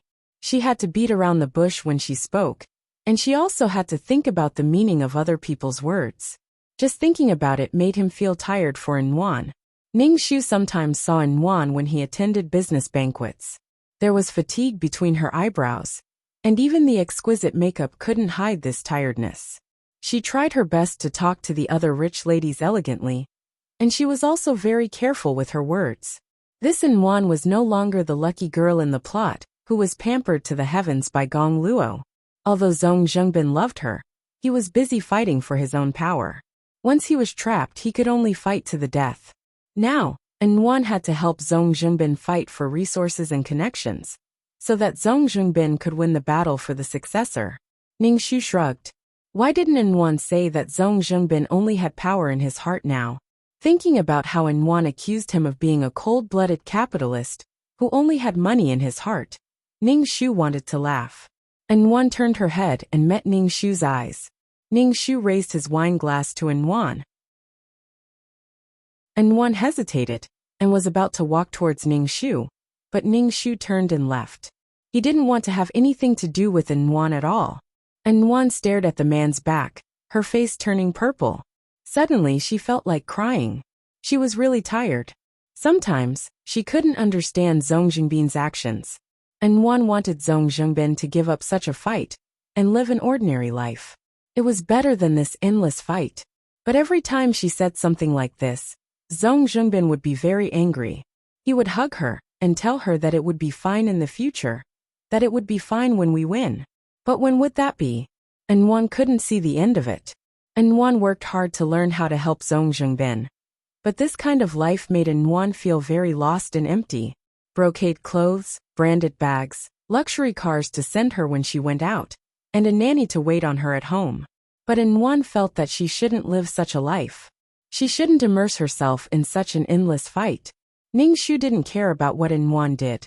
After a period of practice and hard work, Ningxu became more and more familiar with managing the Miyagi group. Sure enough, it was better to learn more and think more. Sometimes, Ningxu had to work until 2 in the morning. Ningxu wasn't as smart as Gong Luo. In order to not appear unprofessional and inexperienced in front of his subordinates and the board of directors, he really put in a lot of effort. Ding, mission completed. Leaving the character world. 2333, who had disappeared for a long time, finally spoke. Ningxu first sneered, then his head buzzed. When he opened his eyes, he was already in the system space. Looking at the familiar decorations, Ningxu let out a sigh of relief. He was afraid that he would really stay in the mission world, and that it was a man's body.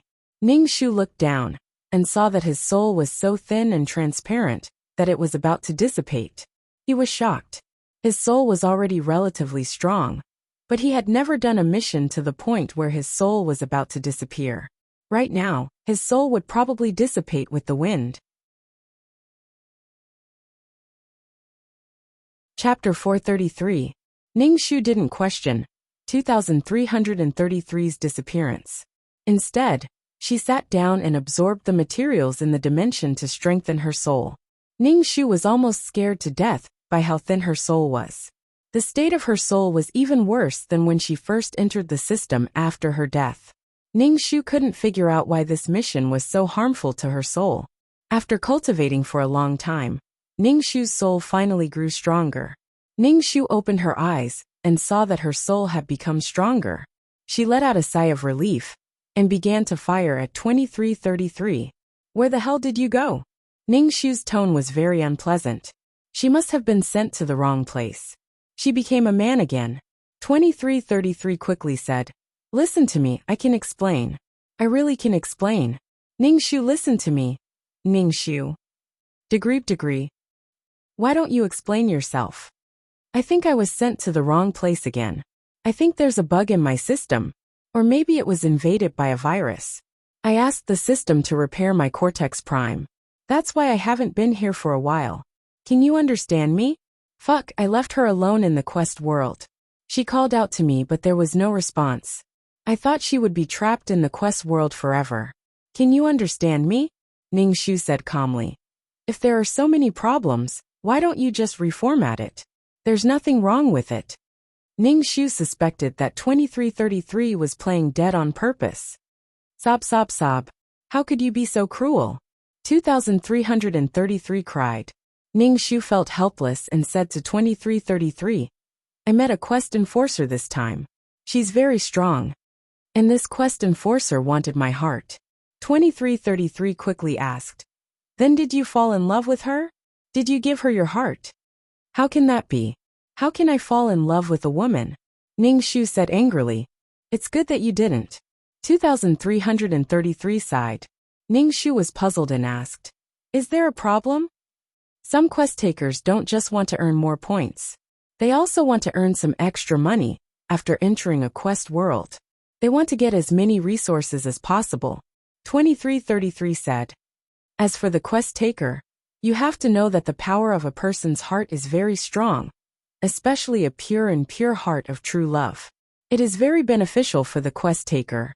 The stronger a person is, the purer and stronger their heart of true love.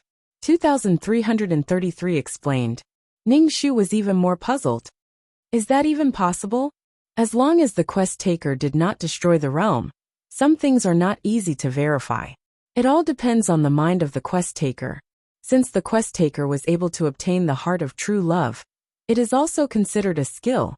2333 said calmly. Ningshu made a no sound. A man who was deceived was truly miserable. But one was willing to be beaten, and the other was willing to be beaten. Then why did my soul power consume so much this time? Ningshu asked. It should be that the quest taker had some kind of item. When you resisted this kind of power, it consumed your own soul power. So your soul power is almost depleted. 2333 said with some disappointment. Hurry up and get stronger. In the future, you will meet all kinds of quest takers, and all kinds of quest takers. You are so weak, you will be killed by others. I'm working hard. Ningshu said. I can't become strong all of a sudden. Do you think I'm not anxious? 2333 said. You are too inflexible. You don't know how to be flexible. Others are working hard to obtain resources from quests. Look at you. Each quest only gives you a little points and attribute points. There is nothing else. Okay, I'll work hard. Ningshu nodded. If I encounter any treasures, I will definitely take them. Sai, that's true. There are no treasures in this low-level realm. Take it slow. Ningshu, don't be anxious. Take it one step at a time. 2333 comforted Ningshu. Ningshu took a deep breath. Yes, I can't rush for quick success. If I lose my calm, it will be easy to cause problems. How am I going to complete the quest? How am I going to survive? Ningshu now felt a little anxious. It was because in this quest, he encountered a powerful quest taker. He had almost no power to resist. This made Ningshu feel a little helpless and panicked. Feeling a little tired, Ningshu didn't care about it. He lay on the bed and slept. Negative emotions must be removed. The system space was quiet. Everything was still here, and there was no flow of time. After sleeping for an unknown amount of time, Ningshu woke up and stretched her body. 2333, look at the mission points this time. Ningshu said. Immediately, Ningshu's attribute panel appeared in front of him. Serial number 23333 name. Ningshu beginner quest taker, age 27 points, 250,000, 150000 soul, 200 HP, 60 wisdom, 100 charm, 3 luck, 34 spirit, 120 martial strength, 55 faith, 15 aptitude, 26 merit, 351 skills, 5th ring shooting technique, trash fighting technique, beginner peerless martial arts, Beginner level business management knowledge honorary title. Goddess of War, selfless ancestor aura. Mother of the world queen's blessing. Sister model worker. Chunxi's blessing. Leader's aura grass. Blessing completed Gong Luo's wish. Quest completion progress, 100. Obtained 150,000 points and 25 attribute points. Ning Shu was quite satisfied. He obtained 150,000 points and also obtained beginner-level business management knowledge. It was always good to have one more skill. Learning more knowledge was always good. What Ning Shu didn't expect was that this time, his faith increased by 5 points, and there was also a merit point. Ning Shu suspected that this merit point was because he borrowed money to save in Wan's brother. Anyway, he couldn't figure it out. 2333, where did this faith come from? Ning Shu asked. When someone believes in you, it will naturally provide you with faith. Faith is also a pure and powerful spiritual power. It's a good thing. 2333 explained. But very few low-level quest takers can get faith. You're not bad. Ning Shu didn't know what benefits faith had. But if 2333 said it was a good thing, then it was a good thing. Sure enough, people should do more good deeds. If it was within his power, then he should do as much as he could. This faith probably came from the primitive society. After all, she became the ancestor of a tribe, the first leader. When the tribe sacrificed, they had to kneel and worship her. That should be how faith was produced. There's probably also the princess's world. After all, someone made a statue of you. It should be able to produce a small trace of faith. 2333 said. You are the goddess of war. The title of goddess of war was quite embarrassing. Chapter 434. Ning Shu added his attribute points to intelligence, luck and martial strength. Intelligence was important, but martial strength was a must. His status panel changed. Serial number 23333 name. Ning Shu, beginner mission taker, age 27 contribution points, 250,000 150,000 soul, 200 HP, 60 intelligence, 10010 charm, 3 luck, 345 mental power, 120 martial strength, 5510 faith, 6 aptitude, 26 merit, 36 skills. 5th ring spear technique, trash fighting technique, beginner peerless martial arts, beginner level business management knowledge honorary title. Goddess of War, selfless ancestor aura. Mother of the world queen's blessing, sister model worker, Chunxi's blessing. Leader aura grass blessing. After adding his attribute points, Ning Shu opened the exchange store. He first exchanged for fasting pills, antidote pills, water and medicine. These were all necessities for survival. Thinking of the mission where he was bewitched by Song Ning, although he exchanged for the calm aura, it was not very useful. Ning Shu wanted to exchange for something that could help him resist the temptation of the outside world. Browsing the system store, Ning Shu saw the Clear Heart incantation. The Clear Heart incantation could calm one's heart and mind. It was even better when used with the calm aura. Without thinking, he exchanged for it, spending 50,000 points. This mission made Ning Shu very tired. Although his soul was no longer weak, he still felt very tired. For the time being, he did not want to enter the mission world. Instead, he took out a book from the bookshelf. This book was very thick, and it recorded many treasures. For example, the Chaos Stone and the Myriad World Stone that Ning Shu had encountered were all recorded. There were all kinds of strange treasures that opened Ning Shu's eyes. Ning Shu read the book, memorizing all these things in his mind. This way, if he encountered a treasure, he would not miss it. While completing the mission, he also obtained more resources for himself. Forget about the heart of true love. His 3 points of charm would not even make a dog ignore him, let alone attract people. After obtaining the heart of true love, and then leaving the world, Ning Shu still felt a little uncomfortable. After an unknown amount of time, Ning Shu finished reading the book and felt a headache. However, whenever he encountered something good, Ning Shu would be able to recognize it at a glance. After wandering around the system space for a long time, Ning Shu finally wanted to do a quest. He said to 2333, "Enter the quest world." Is it a man or a woman this time? Female client. 2333 said, hurry up and become an intermediate quest taker. That way, you will be able to meet the quest taker in advance and talk to the quest taker face to face. Then, you will be able to determine the direction of the quest. Ning Shu was stunned for a moment before he asked, you can meet the client in advance for every mission. Of course, but you don't have the authority to do so now. Moreover, an intermediate mission taker can reject the client. If the reward is too low, they can reject it completely. They can also bargain with the client. Ning Shu suddenly wanted to become an intermediate task giver. He asked, how many points do I need to become an ultimate task giver? 3 million points, 2333 said. Ning Shu was speechless. It felt so far away. She only had 200,000 points out of 3 million points.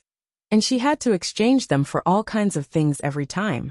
It seemed that she would have to save some money and work hard to become stronger, so that she wouldn't have to sell these items. Ning Shu now truly felt that she was an ant. She was an ant at the bottom of the pyramid of quest takers. It was extremely difficult for her to even take a step forward. 2333, tell me the truth.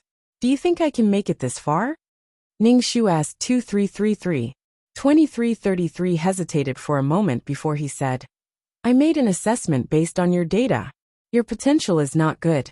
Compared to other quest takers, you are not as slick. You are not flexible enough, and your brain is stupid. I don't think you can make it far. Ning Shu stared blankly at him, speechless. What the fuck? The system was implying that she couldn't even reach the intermediate quest taker level. Ning Shu shrugged.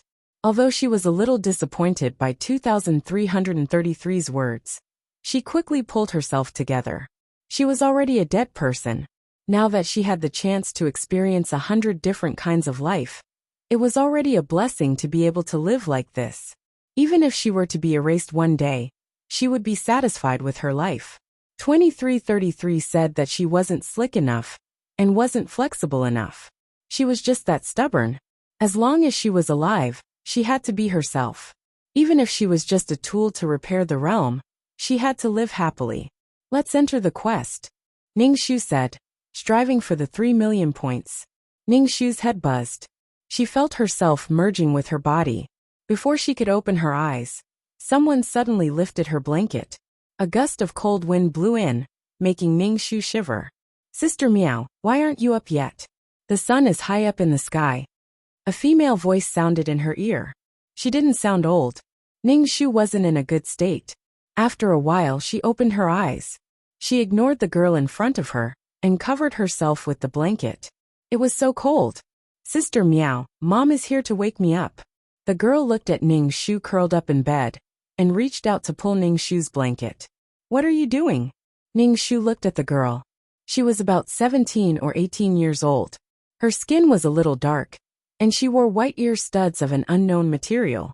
She also wore a red down jacket, which made her face even darker. The girl saw that Ning Shu was staring at her with a sharp gaze. Her heart trembled. She pouted and said, Sister Meow, Mom is asking you to get up. The village isn't like the city. You'll be laughed at if you don't get up after so long. Ning Shu hadn't accepted the plot yet, so she didn't know what was going on. She said to the girl, You go out first. I'll come out soon. City people are so troublesome. The girl muttered. She then asked Ning Shu, Sister Meow, your pajamas are so beautiful. Can you lend it to me? Ning Shu was speechless. You go out first, Ning Shu said calmly. The girl thought that Ning Shu had agreed. She reluctantly looked at Ning Shu's pajamas before leaving. After the girl went out, Ning Shu got up from the bed and locked the door. Moreover, the lock was the kind of iron plate lock that was relatively old. If someone used force, it could be kicked open from the outside. Ning Shu looked at the pajamas he was wearing, and the pair of pink slippers on his feet. He didn't fit in with the surroundings of Gij. The floor was uneven with mud. The furniture around him looked new, but the style was very old-fashioned. The workmanship wasn't very good either. Ning Shu could even smell the smell of paint. There was a brand new Shi character pasted on the wall. The original owner was already married. Ning Shu felt very cold. He rubbed his hands, and immediately shrunk back to the bed. He wrapped himself in the blanket and began to accept the plot. Chapter 435. This was the story of a poor boy and a rich young lady. The original owner was called Meow Meow Meow. She fell in love with Zhang Jiasen, an employee of her father's company. She ignored her parents' objections and insisted on marrying Zhang Jiasen. Meow Meow Meow was an only child, and her mother lost her ability to conceive when giving birth to her. The couple naturally doted on Meow Meow Meow, and Meow Meow Meow herself was also raised to be naive. Once, when she went to her father's company, her shoe heel broke. A man came over and helped her glue her shoe back together so that she didn't embarrass herself. Zhang Jiasen was a silent and steady man. He didn't laugh at Meow Meow Meow's sorry state. Instead, he helped Meow Meow Meow. Meow Meow Meow saw that Zhang Jiasen was wearing a white shirt with a clean collar and wrist. He looked very refreshed. Meow Meow Meow secretly glanced at the blue work pass hanging around Zhang Jiasen's neck and remembered his name. At that time, Meow Meow Meow's heart was jumping with joy. After that, she often went to the company and gradually became familiar with Zhang Jiasen. Zhang Jiasen was the kind of person who didn't talk much, but gave off a feeling of being dependable. After the two of them confirmed their relationship, Zhang Jiasen told Meow Meow Meow about his family situation. Meow Meow Meow didn't mind that Zhang Jiasen's family was complicated. Instead, she felt heartache that Zhang Jiasen had a big family to support. He had parents to take care of and siblings to raise. Later, Zhang Jiasen proposed to Meow Meow Meow, and Meow Meow Meow agreed. However, Meow Meow's parents firmly disagreed.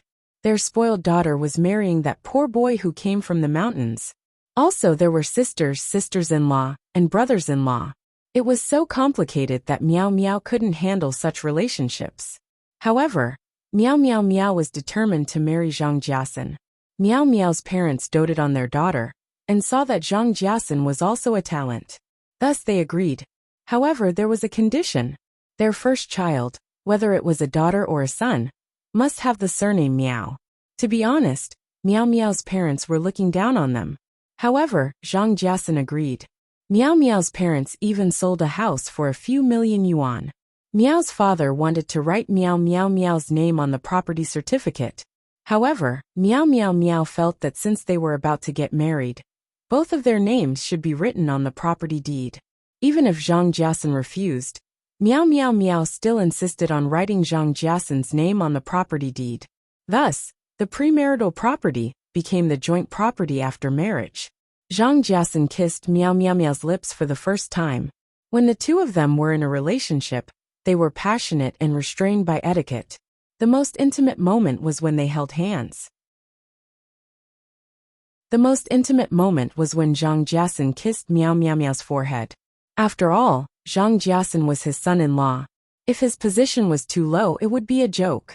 Zhang Jiasen was first promoted to section chief, then to department manager, and now to deputy general manager. He had only been in the company for 3 years, but his promotion speed was like a rocket. After the two of them got married, Zhang Jiasen brought Meow Meow Meow back to his hometown. Only then did Meow Meow Meow truly feel how poor Zhang Jiasen's family was. Everything in the mud house was very shabby. Cooking and burning firewood, smoke and fire were all present. This was something that Meow Meow Meow could not imagine.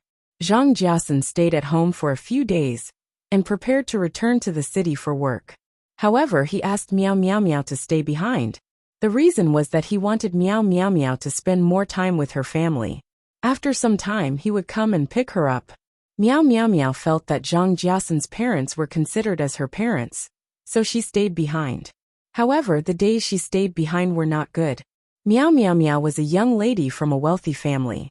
But Zhang Jiasen's mother, Meow Meow Meow's mother-in-law, made Meow Meow Meow feed chickens, ducks, pigs, and even cut pigweed from the fields. Meow Meow Meow did not know how to do these things. She was sure that she would not do it well, and her mother-in-law would reprimand her.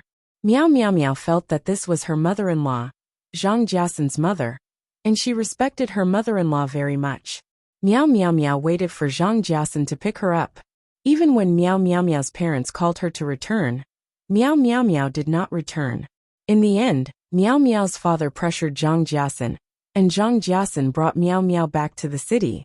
When Miao Miao returned, she focused on being a housewife and learned how to take care of Zhang Jiasun. The turning point of the matter was that Miao Miao's father had a cerebral hemorrhage and was hospitalized.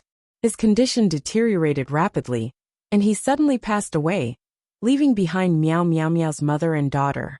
As the son-in-law of the Miao family, Zhang Jiasun naturally took action to stabilize the company. He had to take care of the company while taking care of the mother and daughter. In reality, the company already belonged to Zhang Jiasun. Miao's mother was probably too heartbroken, and her body became weaker. A year later, she also passed away with Miao's father. Two of her loved ones suddenly left her, and Miao's world collapsed. She became even more dependent on Zhang Jiasun, and she even became a little neurotic. Zhang Jiasun brought Miao to the hospital for a checkup, and the result was that Miao contracted a neurotic illness. She was too nervous. Once, Miao saw a woman holding onto Zhang Jiasun's arm. Miao did not care, and wanted to rush over to question Zhang Jiasun. But when she was crossing the road, she was hit by a car, and was sent flying far away. The last thing Miao saw was Zhang Jiasun's cold face. Miao's wish was, she did not want to be deceived by Zhang Jiasun again. She wanted to protect her father's business, and make Zhang Jiasun, who originally had nothing, lose everything. Ning Xu accepted the plot with this expression. She was such a pure and innocent girl.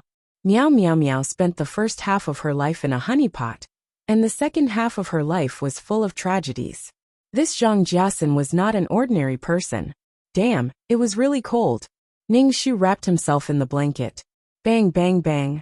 Loud knocking sounds came from outside the door, and the dust on the wall fell. Miao, why are you still not getting up? Zhang Jiasun's mother's voice came from outside the door. She was the mother-in-law of this body. Zhang Jiasun's mother knocked on the door vigorously, and she kept calling Miao. I'm coming soon. I'm still putting on my clothes. Ning Xu shouted. In the end, he lifted the blanket and got up. If he did not get up, this mother-in-law would not stop. This mother-in-law's favorite thing to do was to train this rich daughter-in-law, and then boast to others that her son married a rich family's daughter. She also trained this daughter-in-law well, and she did whatever she told her to do. Every time she received envious and jealous gazes, it satisfied Zhang Jiasun's mother's vanity. As for Miao's respect for her, she could not see it. She felt that she had suppressed this rich daughter-in-law. Are you done? Why are you still not coming out? The mother-in-law knocked on the door again. She was very forceful, and Ning Xu suspected that she was going to break in. Ning Xu put on his clothes and opened the door. He saw an old middle-aged woman. Her skin was dark and rough, and her face was thin. Even her cheekbones were protruding, and the corners of her eyes and forehead were filled with wrinkles. When the mother-in-law saw Ning Xu's clothes, she said ambiguously, "Why are you dressed so nicely? You still have work to do later. Seriously."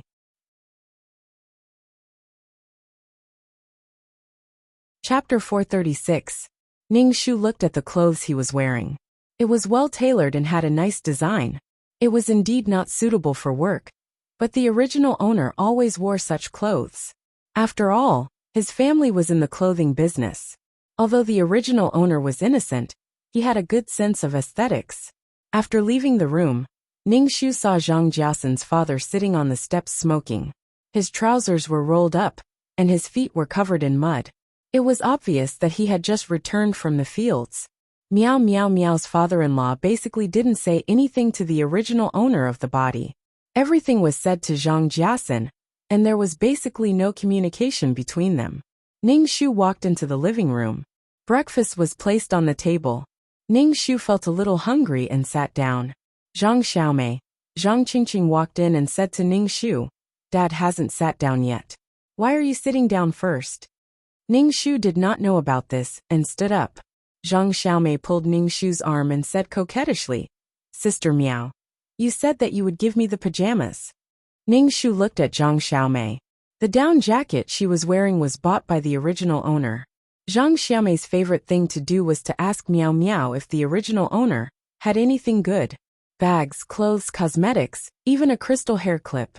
Miao Miao was a person without any values. Money was just a number in her heart. Even a hair clip could cost a lot. But every time Zhang Xiaomei asked Miao Miao for something, she would give it to her. But Zhang Xiaomei had never called Miao Miao Miao sister-in-law. Instead, she called her sister Miao. What kind of a dress was this? Zhang Xiaomei saw that Ning Shu did not speak and shook Ning Shu's arm. Sister Miao, can you lend it to me for a day? Ning Shu thought she said that she would wear it for a day, but it was hers. Miao Miao, lend it to Xiaomei for a day. I will ask her to return it to you. Zhang Jiasan's mother brought in a plate of pickled vegetables and placed it on the table. Zhang Xiaomei pouted but did not speak. Ning Shu said indifferently, let's talk after dinner. Zhang Jiasan's father walked in and sat at the head of the table. Breakfast was very simple. There were a few steamed buns, a plate of salted vegetables and corn porridge. The weirdest thing was that each person could only have one steamed bun. Of course, a laborer like Zhang Jiasan's father could eat his fill. Every time Zhang Jiasan's mother cooked, she could accurately control the portion of each steamed bun. When Zhang Jiasan left, he gave his mother a lot of money to improve the food at home, but the food was still bad. Ning Shu felt that Zhang Jiasan's mother was reluctant to buy delicious food for an outsider like him. After she left, she was willing to eat. In this house, she was an outsider. Zhang Xiaomei had a twin brother. When it was time for dinner, he would come out of the house and play with his phone. He didn't raise his head and didn't greet anyone. Speaking of which, this phone was bought by the original owner. Before the original owner came to Zhang Jiasan's hometown, he prepared a lot of gifts. Zhang Jiasan called his family in advance to ask them what they needed. Then the original owner prepared the gifts one by one. Ning Shu thought that the original owner was silly. Ning Shu sat down. Zhang Jiasan's mother scooped a bowl of corn porridge for Ning Shu. Ning Shu looked at the bowl. It didn't seem clean. There were some black spots on it. The chopsticks didn't look clean either. Especially when he saw Zhang Jiasan's mother coughing and spitting phlegm while eating. Ning Shu didn't have much of an appetite. He only took a steamed bun to eat. It didn't taste good either. It felt like dead dough. Ning Shu felt disgusted. This was a daughter-in-law who had just arrived. Did she have to treat her so harshly? Was this a show of strength? He really didn't know how the original owner tolerated it. Ning Shu expressed that he couldn't tolerate it. When this family faced Miao Miao, they wanted to save face and feel inferior. In fact, they all wanted to step on Miao Miao's head, especially Miao Miao's mother-in-law. After dinner, Zhang Jiasan's mother said to Ning Shu, feed the pigs first. I've already fed the chickens and ducks. After feeding the pigs, go cut the pigweed. Ning Shu was speechless. Ning Shu didn't have the time to do these things. He had to go back and deal with Zhang Jiasan. Naturally, he would get rid of these blood-sucking worms. Ning Shu nodded to Zhang Jiasan's mother and said to Zhang Xiaomei, didn't you want pajamas? Come with me to the house to get it. Zhang Xiaomei suddenly smiled and followed Ning Shu into the house. When Zhang Jiasan's mother saw this scene, her lips squirmed, but she didn't say anything in the end. Ning Shu gave the pajamas he changed out of in the morning to Zhang Xiaomei. Zhang Xiaomei touched the pajamas happily and exclaimed, this is so comfortable. Ning Shu said to Zhang Xiaomei, I'm not feeling well. Can you help me feed the pigs and then cut the pigweed? Zhang Xiaomei's face suddenly turned ugly. She said with dissatisfaction, Mom asked you to do it. This is your job. Since you married into our family, you should listen to her. Ning Shu's face didn't change. She took out a bottle of beautiful perfume from the suitcase and said, help me. I'll give you this bottle of branded perfume. Zhang Xiaomei quickly snatched the perfume bottle from Ning Shu's hand. She opened the lid and sniffed. Then, she closed the lid and held it tightly in her hand. She didn't want to return it to Ning Shu. But Mom asked you to do it. Zhang Xiaomei's expression was a little hesitant. Ning Shu took out a bottle of nail polish. This is for you. I'll also give you a set of cosmetics. I treasure these things. If it wasn't for the fact that I'm not feeling well, I wouldn't be willing to give them to you. Okay, I'll help you. Zhang Xiaomei took all these things and hurried out of Ning Shu's room. Ning Shu locked the door and stuffed the clothes into the suitcase. She wouldn't wait for Zhang Jiasun to pick her up. Leaving his new wife in the countryside and going back to work alone? This meant that Zhang Jiasun didn't want to stay with Meow Meow Meow. Xiaomei, why are you feeding the pig? Where's your sister-in-law? Zhang Jiasun's mother's voice resounded in the courtyard. Her voice was very loud. She probably purposely let Ning Shu hear her. Zhang Xiaomei said, Sister Meow wasn't feeling well, so I did it for her. Mom, Sister Meow gave me some things and asked me to do it for her. City people are so delicate. They look fine, but they only know how to be lazy. Zhang Jiasun's mother muttered. She probably saw that Ning Shu gave Zhang Xiaomei a lot of things, so she didn't find trouble with Ning Shu. Ning Shu stayed in the house until Zhang Jiasun's parents went to work. Zhang Xiaomei went to cut the pigweed. There was also a brother-in-law who stayed in the house playing with his phone and didn't care about anything. Ning Shu wrote a note saying that he had returned home and didn't want to look for her. Then, he took his suitcase and quietly left. He waited for the bus on the road in the village and left after buying the ticket. Actually, it was quite suffocating to stay in that house. Zhang Jiasun didn't think that Meow Meow Meow would be afraid in an unfamiliar environment and wouldn't be able to adapt. The bus was very bumpy. Ning Shu almost vomited from the bumpy ride. In addition, he didn't eat anything in the morning. He was a little flustered and chanted the clear heart mantra in his heart. Chapter 437. After a bumpy journey, Ning Shu finally arrived at the train station. When she dragged her suitcase down, a man walked over and took the suitcase from her hands. Ning Shu looked at the man. He was wearing a black woolen coat and a gray scarf. The scarf hung down to his knees, making him look even taller and more upright. Looking at this man, Ning Shu felt an indescribable emotion in her heart. There was hatred and disappointment. A fair face with a talented appearance. This was Zhang Jiasun. Zhang Jiasun looked pretty good. Otherwise, Meow Meow Meow wouldn't have been mesmerized. When he bent down to take the suitcase, she could smell a fresh scent coming from him. This was a clean man, but his thoughts were unfathomable. Ning Shu forced a smile and said, You're here to pick me up. Zhang Jiasun's gaze swept past Ning Shu as he knitted his brows. His tone was filled with reproach. Why did you suddenly leave home? Everyone was looking for you. And it was little sister who called me. I guessed that you must have returned, so I came here to pick you up. Ning Shu smiled and said, Didn't I leave a note? Your parents aren't literate, and they can't understand the note you left. How can you be so willful like a child? Zhang Jiasun seemed to be pampering, but he was actually reproaching Ning Shu for being willful. Ning Shu brushed her hair that was messed up by the cold wind and faintly said, Your parents aren't literate, but little sister is. At the very least, there's still brother-in-law. Both of them are literate. Zhang Jiasun narrowed his eyes as he placed the suitcase in the trunk. Ning Shu sat in the front passenger seat while Zhang Jiasun drove. From time to time, he would sweep a glance at Ning Shu. Ning Shu ignored Zhang Jiasun's gaze as she looked out of the car and pondered in her heart. The first time she saw Zhang Jiasun, Ning Shu knew that he was a difficult person to deal with. No wonder he reached the peak of his life. Meow Meow Meow was just a stepping stone for him. He was ruthless to himself and others. Ning Shu sneered in his heart. Are you not feeling well?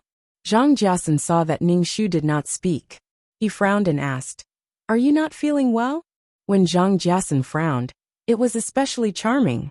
Coupled with his deep voice, it was easy for people to sink into it. I'm fine. I didn't eat anything in the morning, so I'm hungry. Ning Shu said lightly. Zhang Jiasun's face stiffened for a moment, but soon returned to normal. He said, The things in the countryside are not as exquisite as those in the city. You definitely won't be used to it. Ning Shu nodded. I'm not used to it. I've been constipated recently. Zhang Jiasun was speechless. Ning Shu leaned his head against the car seat and closed his eyes. Let's go back to my house first. I need to take a nap. Zhang Jiasun's face was expressionless as he stepped on the accelerator. When they reached home, Zhang Jiasun stopped the car and turned around to unbuckle Ning Shu's seatbelt. Ning Shu opened her eyes and saw Zhang Jiasun in front of her.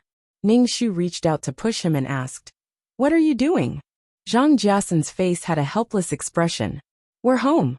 I'll unbuckle your seat belt for you. Ningxu nodded. He opened the door and got out of the car. He walked into the villa. Zhang Jiasan followed Ningxu and reached out to hold her hand. Ningxu reflexively shook off Zhang Jiasan's hand. Zhang Jiasan was not angry. He frowned and looked at Ningxu. He said with certainty, "You're angry." "No."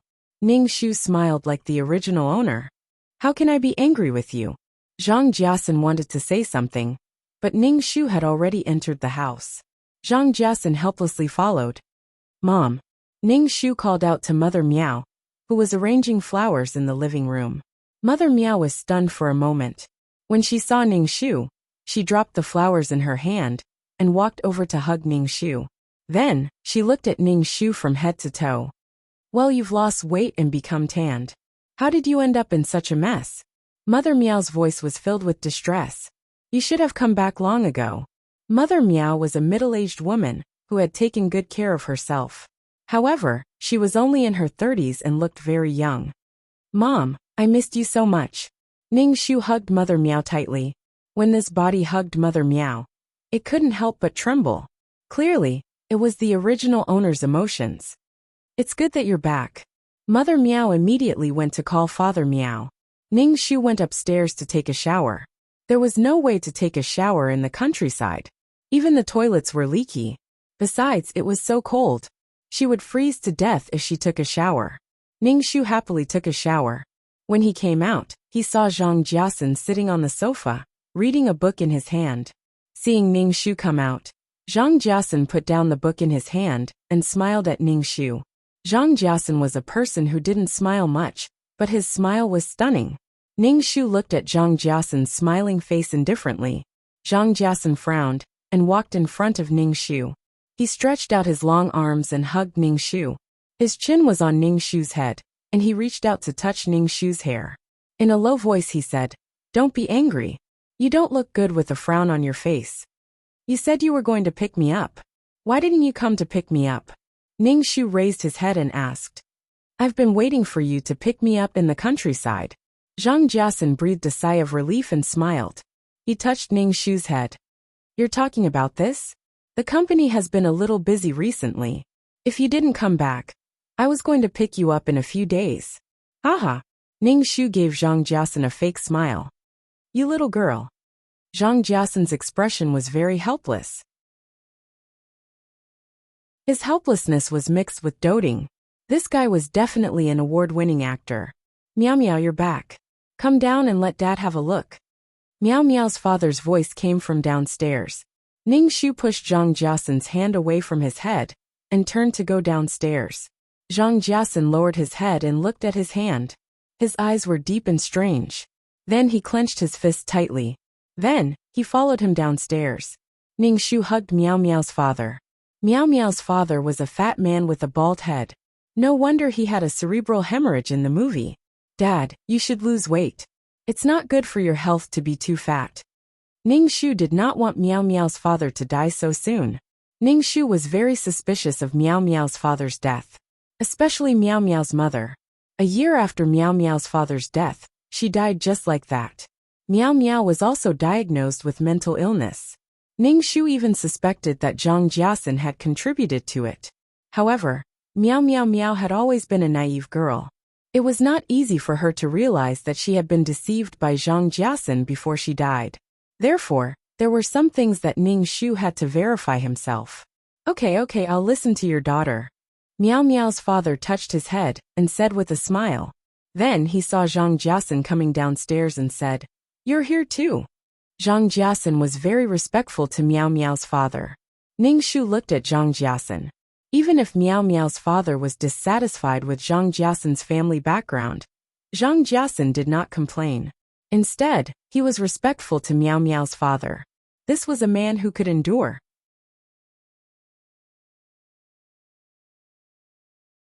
Chapter 438. Zhang Jiasan was undoubtedly a phoenix man. A golden phoenix that flew out of the mountain. A phoenix that could only bring hope to the family. Zhang Jiasan was smart, hardworking, tenacious, and had a strong sense of responsibility. He was so strong that he was responsible for the happiness of everyone in the Zhang family. After he succeeded, he would provide for everyone in the Zhang family. A phoenix man had a large group of family members that needed to be supported, but Zhang Jiasun didn't fulfill his responsibility to Miao Miao Miao. The Miao family was a springboard for Zhang Jiasun to success. Zhang Jiasun could endure the disdain of the Miao couple for him. He could endure what ordinary people couldn't, but these were all remembered in his heart. He was sensitive, proud, and inferior. Mother Miao's heart ached for her daughter, who went to the mountains to suffer. She prepared a sumptuous dinner, and even cooked it herself. Looking at the table full of dishes, Ning Shu's saliva was about to drip down. The food in the countryside was indeed not good. It was simply torturing his stomach. Ning Shu was very satisfied with the clean and delicious food. The couple kept putting food in Ning Shu's bowl. Even Zhang Jiasun put food in Ning Shu's bowl and said, "Eat more." Ning Shu turned to look at Zhang Jiasun. His eyes were very deep. He smiled and said, "Thank you." He sneered in his heart. If he really cared about her, why did he leave her in the countryside and not care about her? He didn't even call her. Miao Miao Miao couldn't adapt to that kind of life. Miao Miao Miao had never lived that kind of life. Zhang Jiasun knew that. Ning Shu was full and didn't eat anymore. After seeing Ning Shu put down his chopsticks, Zhang Jiasun also put down his chopsticks. Ning Shu could see that Zhang Jiasun didn't have much of an appetite. The Miao couple probably made him uncomfortable. After dinner, Ning Shu sat on the sofa and watched TV. Zhang Jiasun sat beside Ning Shu and quietly accompanied Ning Shu. This man, Ning Shu, chatted with the Miao couple the whole time, ignoring Zhang Jiasun. Zhang Jiasun didn't say anything and just stared at Ning Shu. It was hard to tell if he was angry or not. However, Ning Shu finally saw how much the Miao couple doted on him. Basically, they would grant his every request. He was like a treasure in their hands. Perhaps the heavens were fair. It was impossible for a person's life to be so blissful. Zhang Jiasun's appearance ended Miao Miao Miao's happiness and destroyed Miao Miao Miao's life. Miao Miao Miao lost everything and died at a young age. Miao Miao Miao paid the price for the only time in her life and lost everything. During this period, Miao Miao Miao did not give birth to a child. She was not even pregnant. "Mom, I'll sleep at home tonight," Ning Shu said to Mother Miao. "All right, we'll sleep at home," Mother Miao said without hesitation. Zhang Jiasun wanted to say something but hesitated.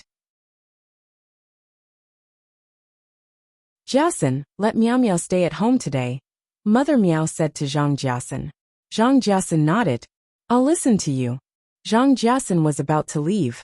Zhang Jiasun looked at Ning Shu. Ning Shu stood up and walked Zhang Jiasun out. Ning Shu looked at Zhang Jiasun, who was walking in front of him, and narrowed his eyes slightly. Zhang Jiasun opened the car door and looked at Ning Shu. He smiled and said, "I'll come back tomorrow." Zhang Jiasun then reached out and placed his hand on Ning Shu's head. "Wait for me." "Okay." Ning Shu nodded. Ning Shu watched Zhang Jiasun's car disappear from his sight before he turned around and went back into the house. "You really don't remember your father now that you have a husband?"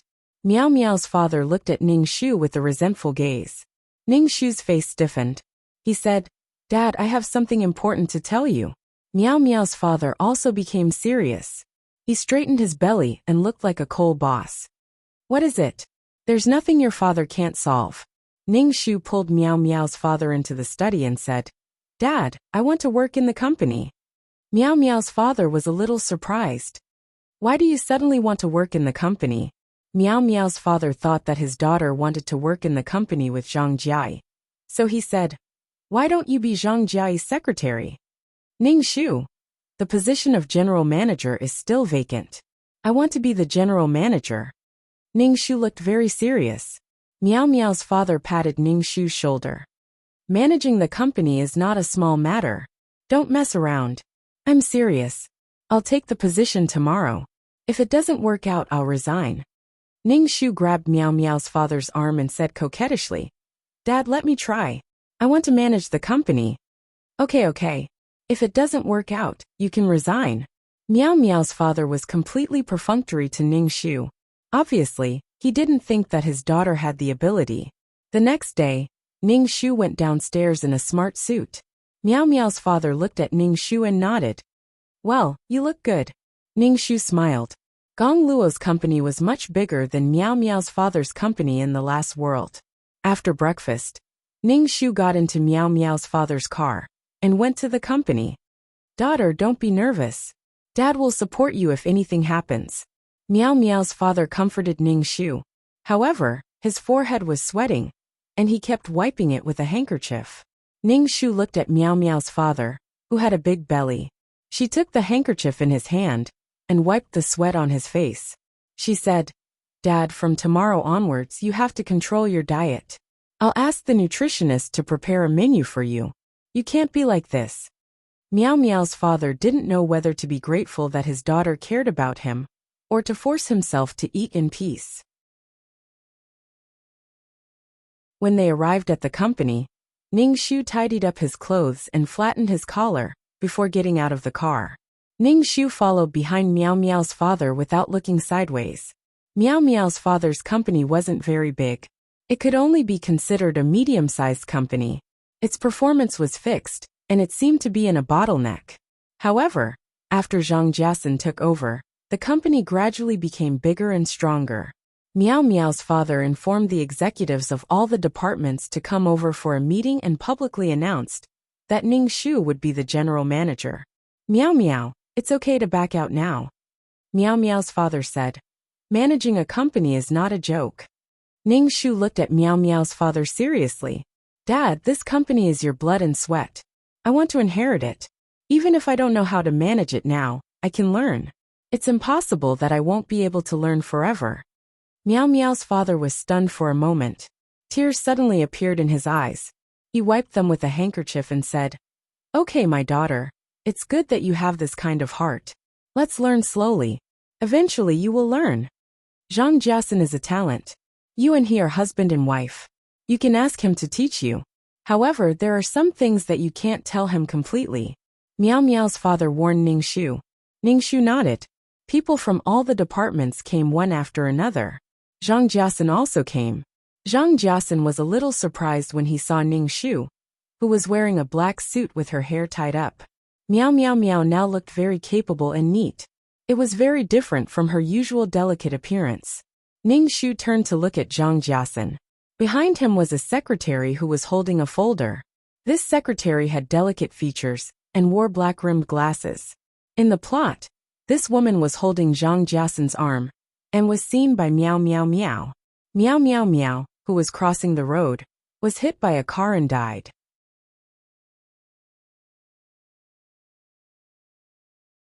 Chapter 439. Boss and Secretary? What kind of special relationship did Zhang Jiasun have with this secretary? There was a need to investigate. Zhang Jiasun had the ambition to crawl at night, but he shouldn't have trampled on Miao Miao Miao like this. Miao Miao Miao lived a simple life and didn't know anything. Ning Shu smiled indifferently. It wasn't easy to succeed, but he returned to the time when he had nothing. He wondered if Zhang Jiasun would be so uncomfortable that he went crazy. Zhang Jiasun narrowed his eyes and walked to Ning Shu. He asked calmly, Miao Miao, why are you here? Ning Shu looked into Zhang Jiasun's eyes and smiled.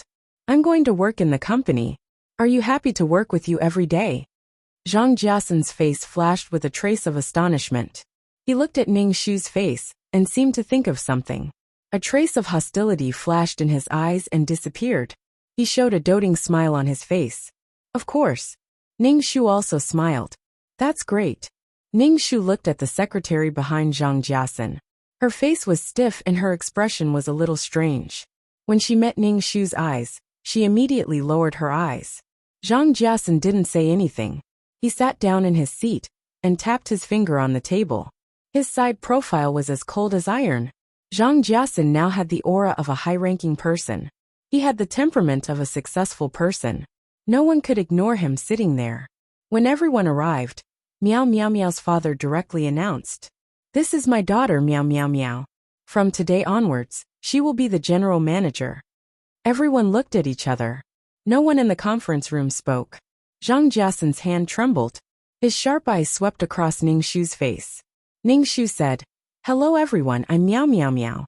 From today onwards, I will be the general manager. My goal is to manage the company better with everyone. Ning Shu said some high-sounding words. She would definitely be the general manager. Meow Meow Meow's father's company wasn't very big and wasn't listed.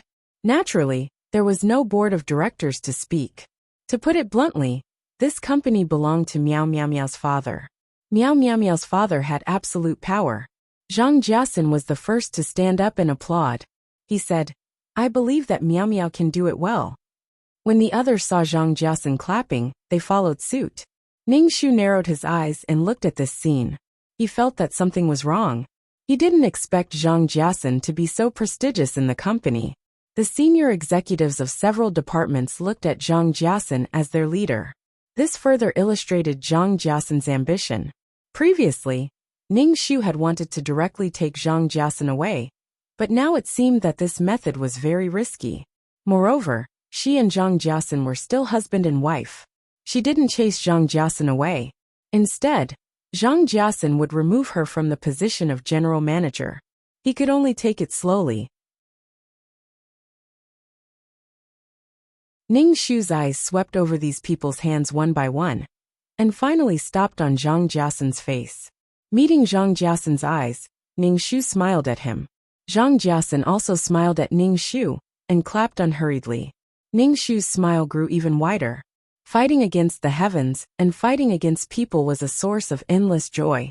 After the meeting, Zhang Jiasen turned and walked out of the conference room. The secretary glanced at Ning Shu and chased after Zhang Jiasen. Ning Shu didn't care about Zhang Jiasen and the secretary. The most important thing now was to secure the position of general manager. Father Miao took Ning Shu to the general manager's office. Ning Shu ran his fingers across the desk and said to Father Miao, Dad, I like this office very much. It will be mine from now on. No one else can think about it. Father Miao laughed a little. He thought that Ning Shu was just being petty. Zhang Jiasen quickly walked back to his office. He walked so fast that the secretary behind him couldn't keep up. The secretary locked the office door and said to Zhang Jiasen, who was sitting on the sofa, Jiasen, didn't the chairman leave the position of general manager to you? Why did Meow Meow Meow come to work? She doesn't know anything. Zhang Jiasen rubbed his eyebrows and pursed his lips. She won't last long. She's not cut out for that. The secretary said again, maybe she wants to work with you. When the secretary said this, her tone was a little sour. Zhang Jiasen took a deep breath and said to the secretary, you should know how I feel about you and Meow Meow Meow. Seeing that Zhang Jiasen was unhappy, the secretary wanted to comfort him. Jiasen, it's okay. You're the most capable person I've ever met. Zhang Jiasen thought for a while and dialed home. His mother picked up the phone. Zhang Jiasen asked directly, Mom, how is Meow Meow at home recently? How else could she be? She was just doing what a daughter-in-law should do, Zhang Jiasen's mother said indifferently. Her voice was a little loud, and the secretary beside her heard it. When Zhang Jiasen heard that his mother made Meow Meow Meow do all kinds of rough work, and even made Meow Meow Meow cut pigweed, Zhang Jiasen's eyebrows twitched. He couldn't help but say, Mom, how can you make her do these kinds of things? She can't do it. Zhang Jiasen's mother immediately raised her voice. Why can't she do it? As a daughter-in-law, shouldn't she do it? Other daughters-in-law are like this. Why can't she do it? Since she married you, she's a member of the Zhang family. Why can't she do it? Did she complain to you? Zhang Jiasen rubbed his forehead. When he heard about the food at home, Zhang Jiasen said helplessly, you and Dad aren't young anymore. Eat something good. Don't treat your body badly. Zhang Jiasen's mother immediately smiled. She was very happy with Zhang Jiasen's concern. She told Zhang Jiasen to take good care of himself. In any case, she didn't mention Ning Shu, her daughter-in-law. Zhang Jiasen hung up the phone. He finally knew that Meow Meow Meow had been acting weird since she came back. She was obviously angry. On the first day of work, Meow Meow Meow's father brought Ning Shu to familiarize herself with the various departments. He also brought Ning Shu to visit the garment factory. Along the way, Ning Shu kept taking notes in her notebook. She also saw some problems. For example, the materials used to make clothes were seriously wasted. Also, the employees didn't seem to have any rules and were very lazy. She had to come up with a set of rules and regulations. Ning Shu believed that Zhang Jiasun definitely saw through these problems. However, he didn't say anything and just left it hanging. It was as if he wanted to wait until the company was completely under his control. In the storyline, Zhang Jiasun did indeed expand the company, and even got it listed. However, at that time, Miao Miao Miao was in a daze and didn't know anything. After a day of walking, Ning Shu's legs were a little sore. For the rest of the time, Ning Shu checked the company's various information and accounts to understand the company's supply channels and sales channels. She had to understand the company as fast as possible to protect Miao Miao Miao's father's hard work. Ning Shu raised her wrist and looked at her watch. It was time to get off work. However, Ning Shu decided to stay up late to read these information. At this moment, there was a knock on the door. Ning Shu was a little surprised. This was because no one came to the general manager's office for the whole day. They didn't look for Ning Shu for anything. It was as if they treated her as a vase.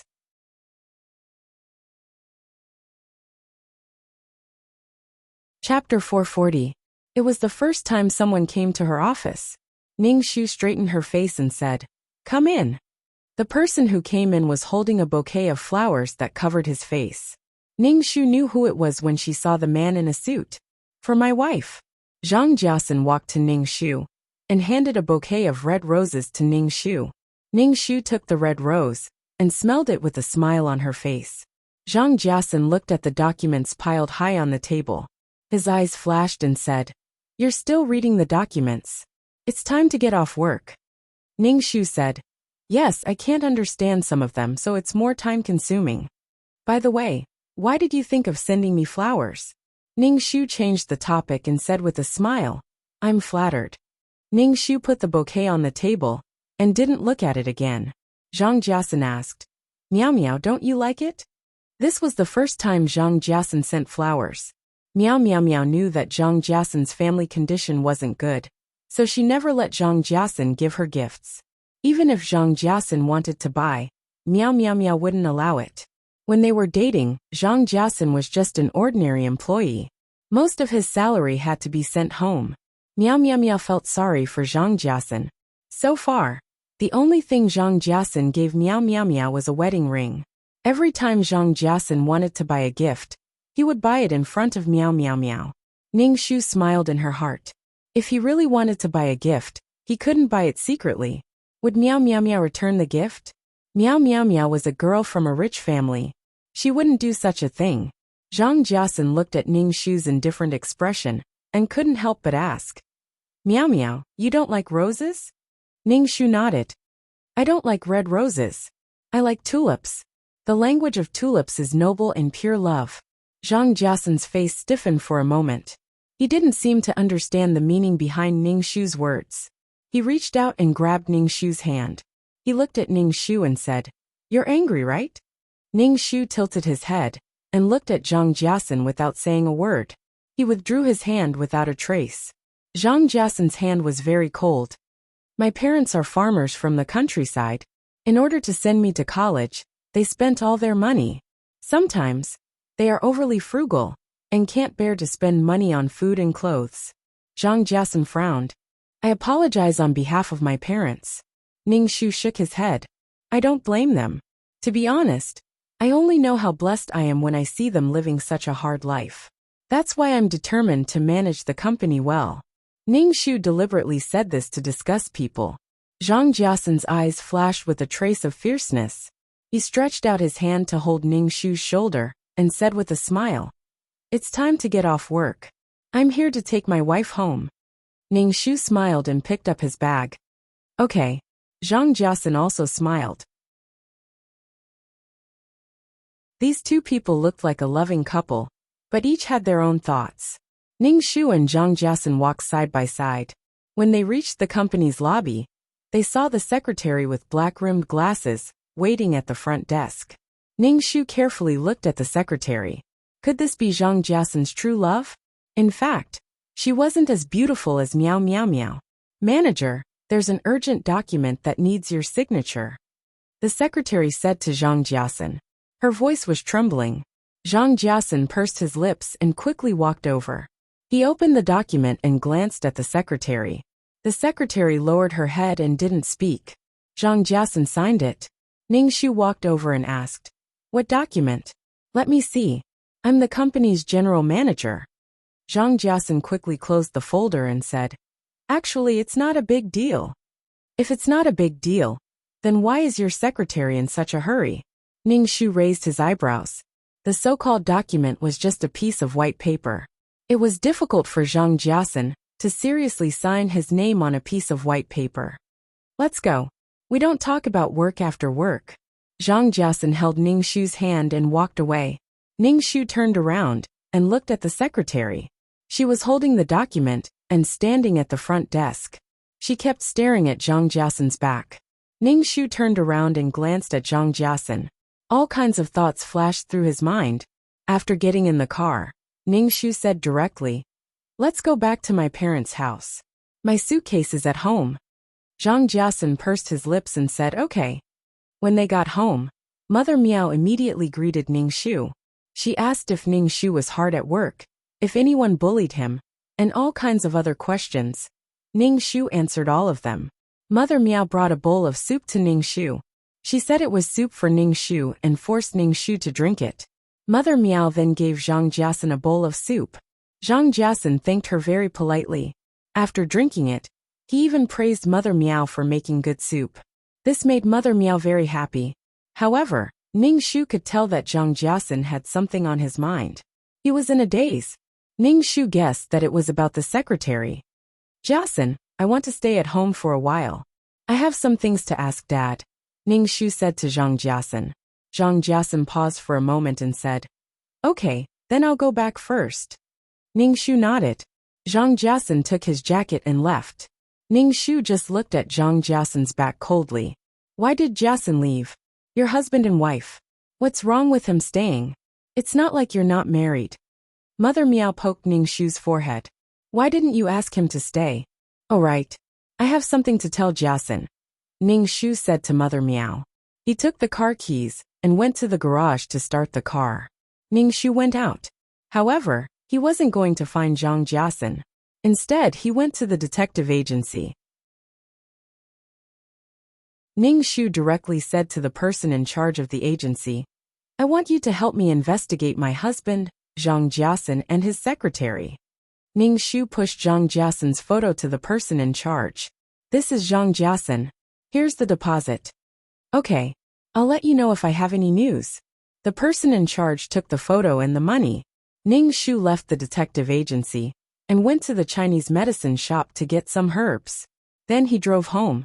As for whether Zhang Jiasun went to find his secretary, Ningxu didn't care at all. These herbs were prepared for Father Miao. Father Miao was too fat and had high blood lipids. His body was in a serious state of subhealth. After the cerebral hemorrhage, he never woke up. When he got home, Ningxu decocted the herbs. In fact, it wasn't really Chinese medicine. It was just a medicinal diet. It could slowly heal Father Miao's body. Father Miao looked at the food his daughter made for him and was very touched. He was very happy to be able to eat food made by his daughter. "Dad, you have to eat this every day in the future. You have to eat more vegetables and fruits and drink more water. You can't eat too much fish and meat anymore. Especially, you can't drink alcohol." Ningxu counted on his fingers and said, "You should cultivate your body and mind." Father Miao laughed. "You're really my caring little girl. I'll listen to you in the future." Father Miao was in his 50s. However, in the plot, he suddenly had a cerebral hemorrhage and died quickly. He didn't even wake up once. The doctor said that Father Miao's head was severely bleeding and many blood vessels burst.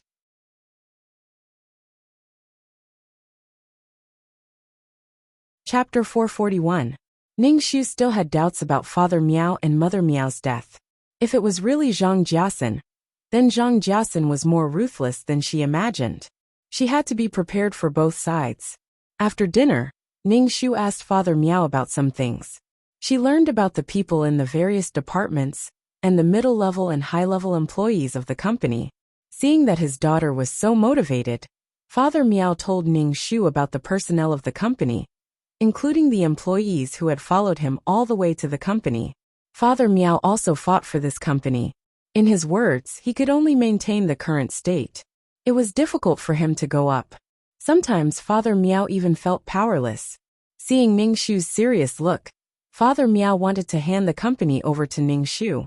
Originally, he wanted Miao Miao to give birth to a child with the surname Miao, and let the Miao family have a descendant who could inherit the Miao family.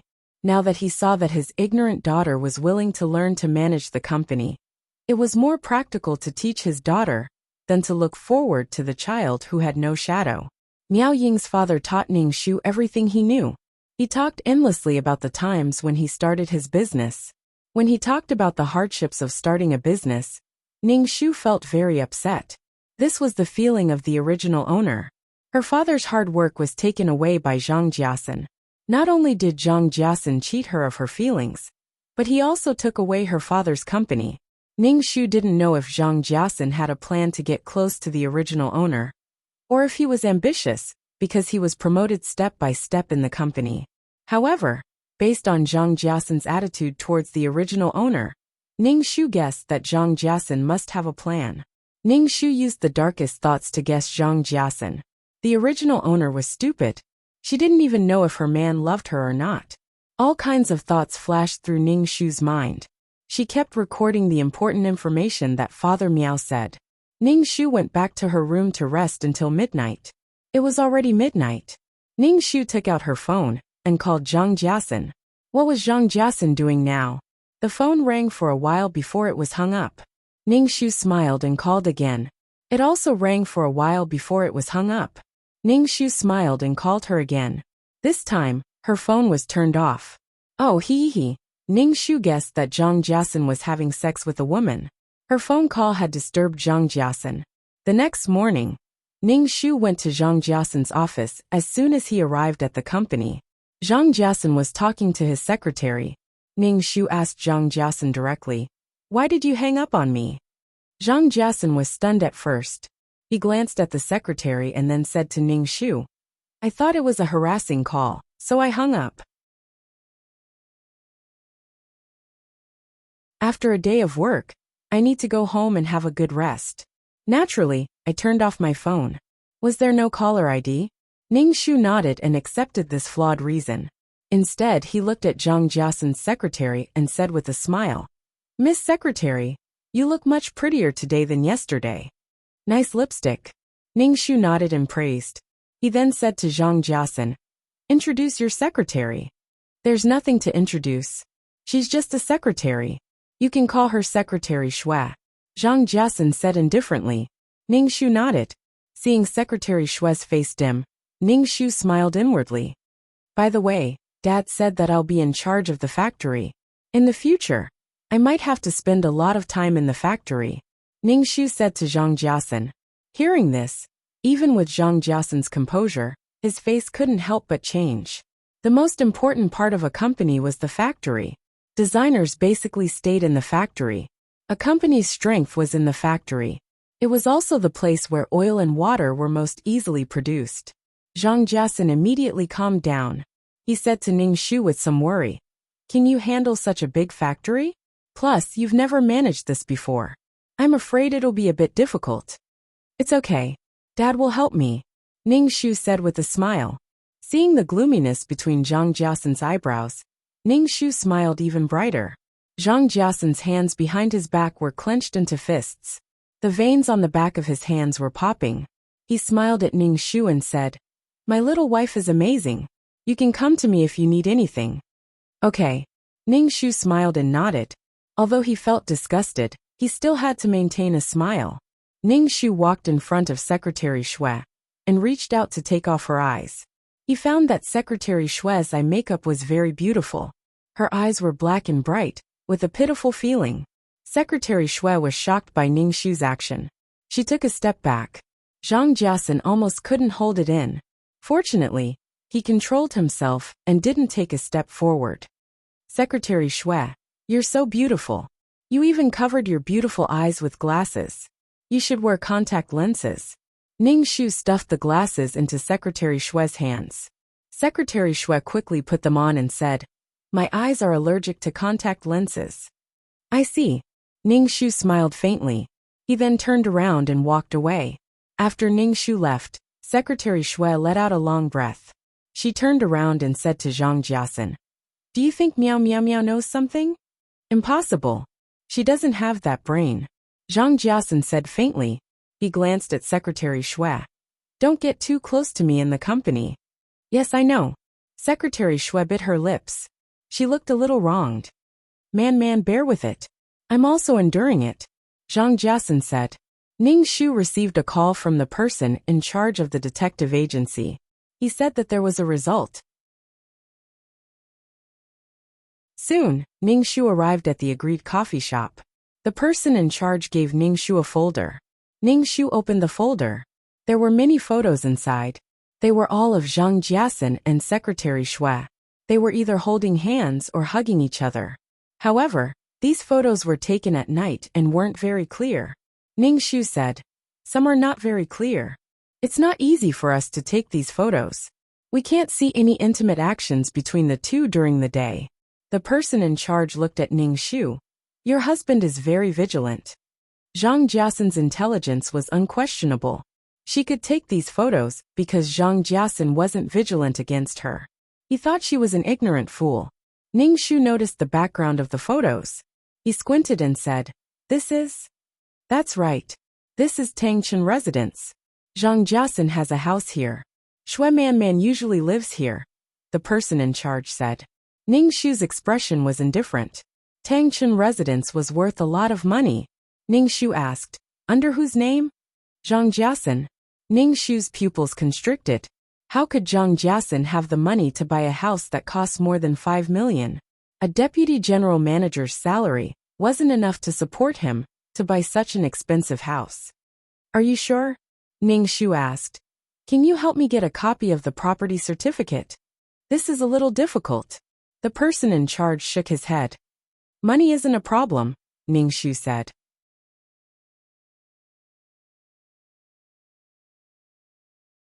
Chapter 442. "I just want to know how many names are on the property certificate," Ning Shu said. She was very curious if Shui Man's name was on the certificate.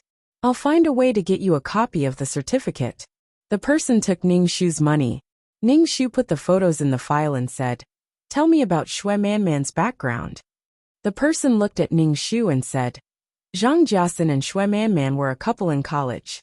They seemed to have broken up after graduation. Later, Zhang Jiasen married you. Not long after you got married, Shui Man became Zhang Jiasen's secretary." "Broke up?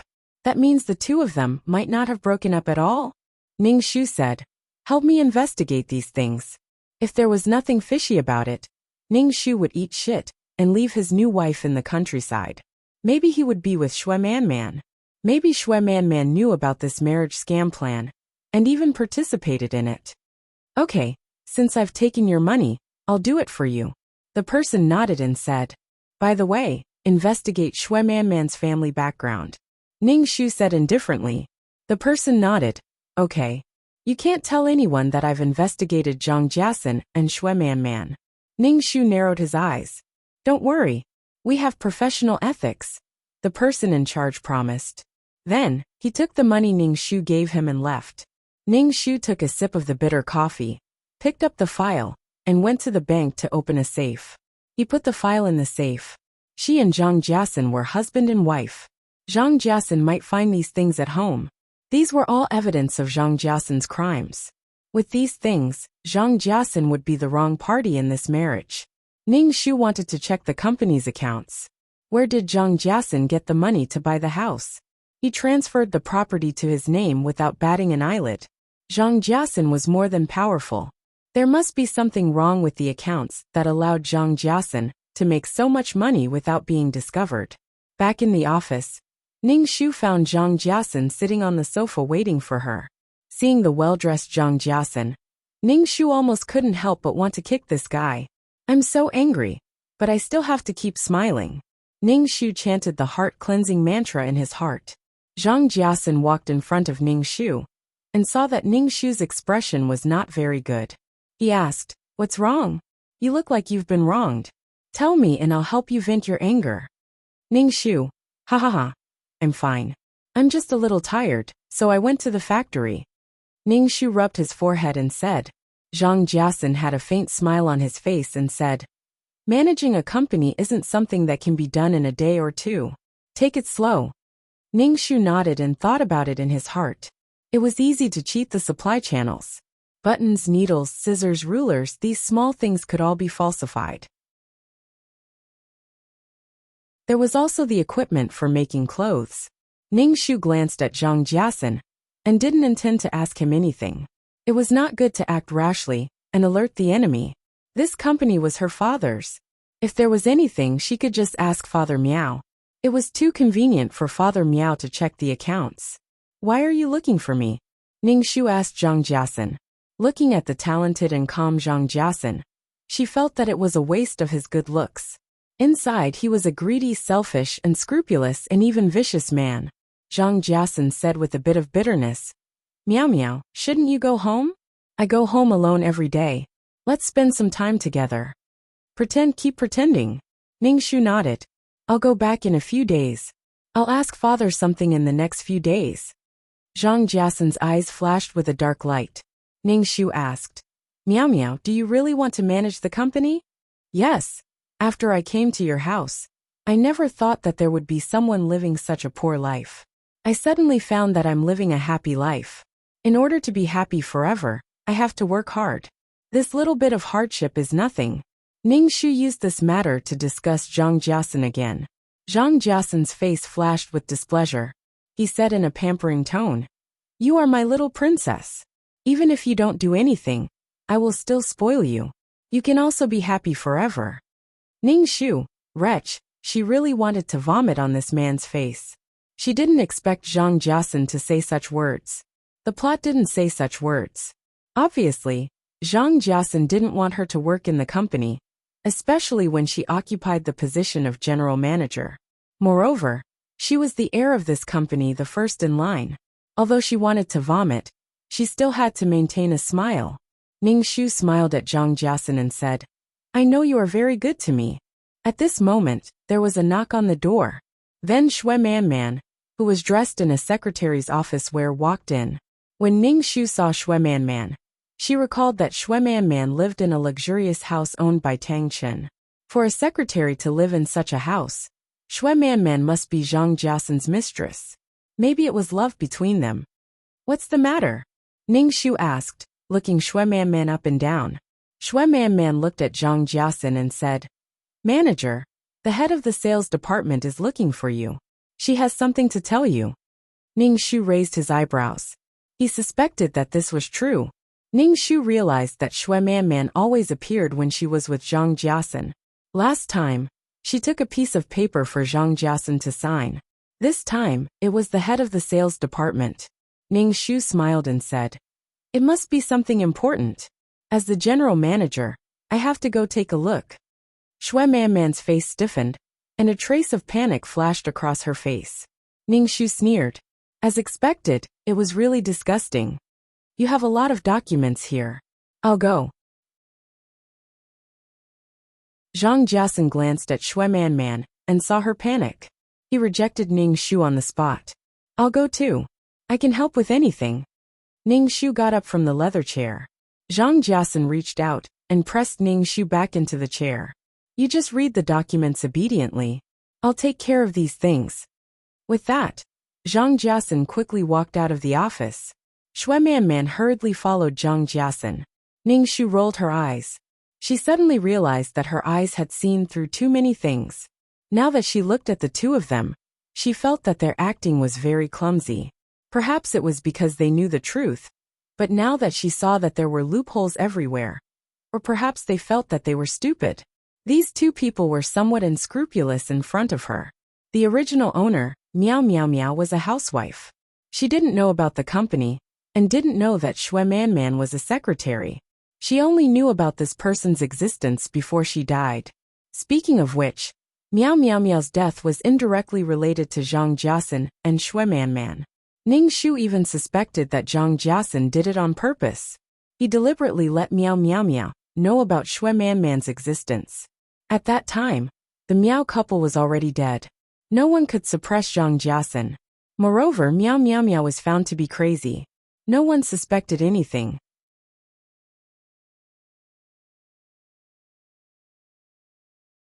Chapter 443. Ning Shu didn't care about Zhang Jiasen and Shui Man Man. She spent most of her time in the factory and found that many of the cameras in the factory couldn't be used. Many of them were broken. Even if there were good cameras, the old employees in the factory could avoid them.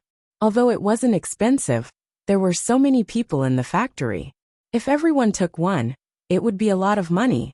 Ning Shu's expression didn't change. She took a sum of money from Meow's father and found a professional. After the employees got off work, they installed miniature cameras in the more important places in the factory, especially in the warehouse. Meow's father wondered why Ning Shu didn't take the money from the company's finance department. Of course, Ning Shu wouldn't say that Zhang Jiasen was watching the company. If she took the money from the finance department, Zhang Jiasen would definitely ask her what she was doing. Ning Shu didn't want Zhang Jiasen to know about this. Since she was going to manage the factory, she had to have the factory in her hands. Ning Shu asked Meow's father to check the accounts, especially the accounts for the last 2 years, especially after Zhang Jiasen was promoted. Tang Qinming's house was definitely embezzled by Zhang Jiasen from the company. Seeing that Ning Shu wanted to check the accounts, Meow's father disagreed and said, "No account book is absolutely clean. I put some money aside and treat it as giving some small favors to these people. If you have a guilty conscience, then work seriously. There's no need to check the accounts." Ning Shu shook her head and said, "I'm not checking these small amounts. I'm just checking casually. Dad, help me." Meow's father didn't have the heart to dampen Ning Shu's enthusiasm. He asked his secretary to get the account book and told the finance department that he wanted to see the sales of the last 2 years. Ning Shu saw that Meow's father was willing to help and breathed a sigh of relief. Thinking of Tang Qinming's house, her heart was bleeding. How much money was that? It was all taken from the Meow family. The Meow family's company didn't make much profit in a year. After deducting all kinds of costs and labor, the profit was basically that much. These greedy sources of money were nothing more than fabricating goods when they were purchasing goods and raising the price when they were quoting prices. Ning Shu's disgust toward Zhang Jiasen grew bigger and bigger. He had cheated on Zhang Jiasen's marriage, cheated on Zhang Jiasen, and even had the guts to snatch away other people's things. He even felt that he had been wronged, and felt that it was not easy for him to endure the contempt of the Yu family. Ning Shu was looking at the designer's clothes in the factory office when he received a call from Zhang Jiasen. Ning Shu hung up without thinking. Then his phone rang again. Ning Shu hung up again. After hanging up, his phone rang again. This time, Ning Shu slowly picked up the call. "Hello." Zhang Jiasen's voice came from the other end of the phone. "Meow Meow, why did you hang up on me?" "Oh, it's your call. I thought it was some kind of harassment call. I'm busy, so I hung up," Ning Shu said lightly. Zhang Jiasen stopped talking about hanging up the phone. He took a deep breath and said, "Meow Meow, come back first. There's something important at home." "What's the matter?" "I'm a little busy," Ning Shu said, and was about to hang up the phone. "Meow Meow, can you come back first?" Zhang Jiasen's voice was very gentle. Through the phone, it was even more charming. Ning Shu raised his eyebrows. "What's the matter now?" He said, "I'll be back soon." The home Zhang Jiasen mentioned was the wedding house that the Meow couple bought for the young couple. It was a high-end community with a very good environment. Ning Shu drove back. When he arrived at the door, Ning Shu took out the key. When he opened the door, he saw a mess of shoes at the entrance. These shoes were also stained with mud. The house was also filled with the pungent smell of smoke. Ning Shu walked in. The living room was very lively. The Zhang couple was sitting on the sofa. Zhang Jiasen's father was smoking a pipe in his hand. The ashes fell on the sofa and formed a cloud of black ash. Zhang Jiasen's mother was eating the fruit on the coffee table. The fruit peels were thrown all over the coffee table. Zhang Xiaomei's eyes looked around and showed a satisfied look. As for Zhang Xiaomei's twin brother, he was hogging the computer and playing happily. Among them, there were 3 strangers that Ning Shu had never seen before. They looked like a family of 3. The woman was holding a 3 or 4-year-old girl in her arms. Her husband's eyes were impure. His eyes looked around the house and rubbed his hands from time to time. Ning Shu was speechless. Ning Shu's pupil shrank. He had a bad feeling in his heart. This house was quite big. It was close to 200 square meters. However, with so many people here, the house seemed very crowded. Meow meow, you're back. Zhang Jiasun came out of the kitchen and looked at Ning Shu with a very gentle gaze. Ning Shu took a deep breath. As a result, his lungs were filled with the smell of smoke. Ning Shu couldn't help but choke. I don't know where the daughter-in-law went. Instead of staying at home, she let the man cook. Zhang Jiasun's mother acted like a mother-in-law. She was wearing dark clothes and had a dark face. She didn't fit in with the luxurious decorations of this house at all. It made Zhang Jiasun's mother look rustic. However, she now straightened her back and tried to show the charm of a mother-in-law in front of Ning Shu. Mom. The woman holding the child pulled Zhang Jiasun's mother. Then Ning Shu said, Sister-in-law. Meow meow, this is my elder sister Zhang Wenlan. Zhang Jiasun said to Ning Shu and pointed to the man next to Zhang Wenlan. This is my elder sister's husband Tan Heyu. Tan Heyu showed a flattering smile to Ning Shu, revealing his big yellow teeth. Ning Shu shouted, Sister-in-law. Ning Shu looked away and looked at the big family. Then, he tilted his head and looked at Zhang Jiasun. What's the situation now? Not only the Zhang family, but also Zhang Jiasun's elder sister's family came. Zhang Jiasun stretched out his hand and pulled Ning Shu to the balcony. He seemed to be organizing his words. Ning Shu didn't speak. He sneered in his heart and glanced at the people in the house. He wanted to see what Zhang Jiasun would say. Meow meow, Dad and Mom come and live with us. Zhang Jiasun said. Dad and Mom have been working hard all their lives and have never enjoyed a day of happiness. In order to support me to go to college, they sold everything they had. My brother and sister also didn't have a good day. My elder sister also tried to help me. Meow meow, we are husband and wife. My parents are also your parents. Can you understand me? She didn't take a needle or a piece of thread from the Zhang family. She was not responsible for the Zhang family. Now, Zhang Jiasun wanted to use marriage to force this responsibility on her. This was like you borrowed a lot of money before marriage. Once you got married, you asked your mother to help you pay back the money. What a slut. Ning Shu was about to explode. Zhang Jiasun really treated her as a fool. He really thought that she loved him and felt that she should listen to everything he said. Such a big family needed to be supported. Maybe there would be more people joining the family. What kind of relatives were they? Ning Shu chanted the mind-clearing mantra in her heart. I'm not angry at all. Hee hee. You're tuning in to the Li Mei's Wuxia Whispers YouTube channel. We're so grateful for your support. And don't forget to subscribe to join us on this incredible journey through captivating stories. Your generosity through donations truly makes a world of difference, as it's the primary source of revenue that allows me to expand and enhance this channel for you. Thank you from the bottom of my heart for being a part of this adventure.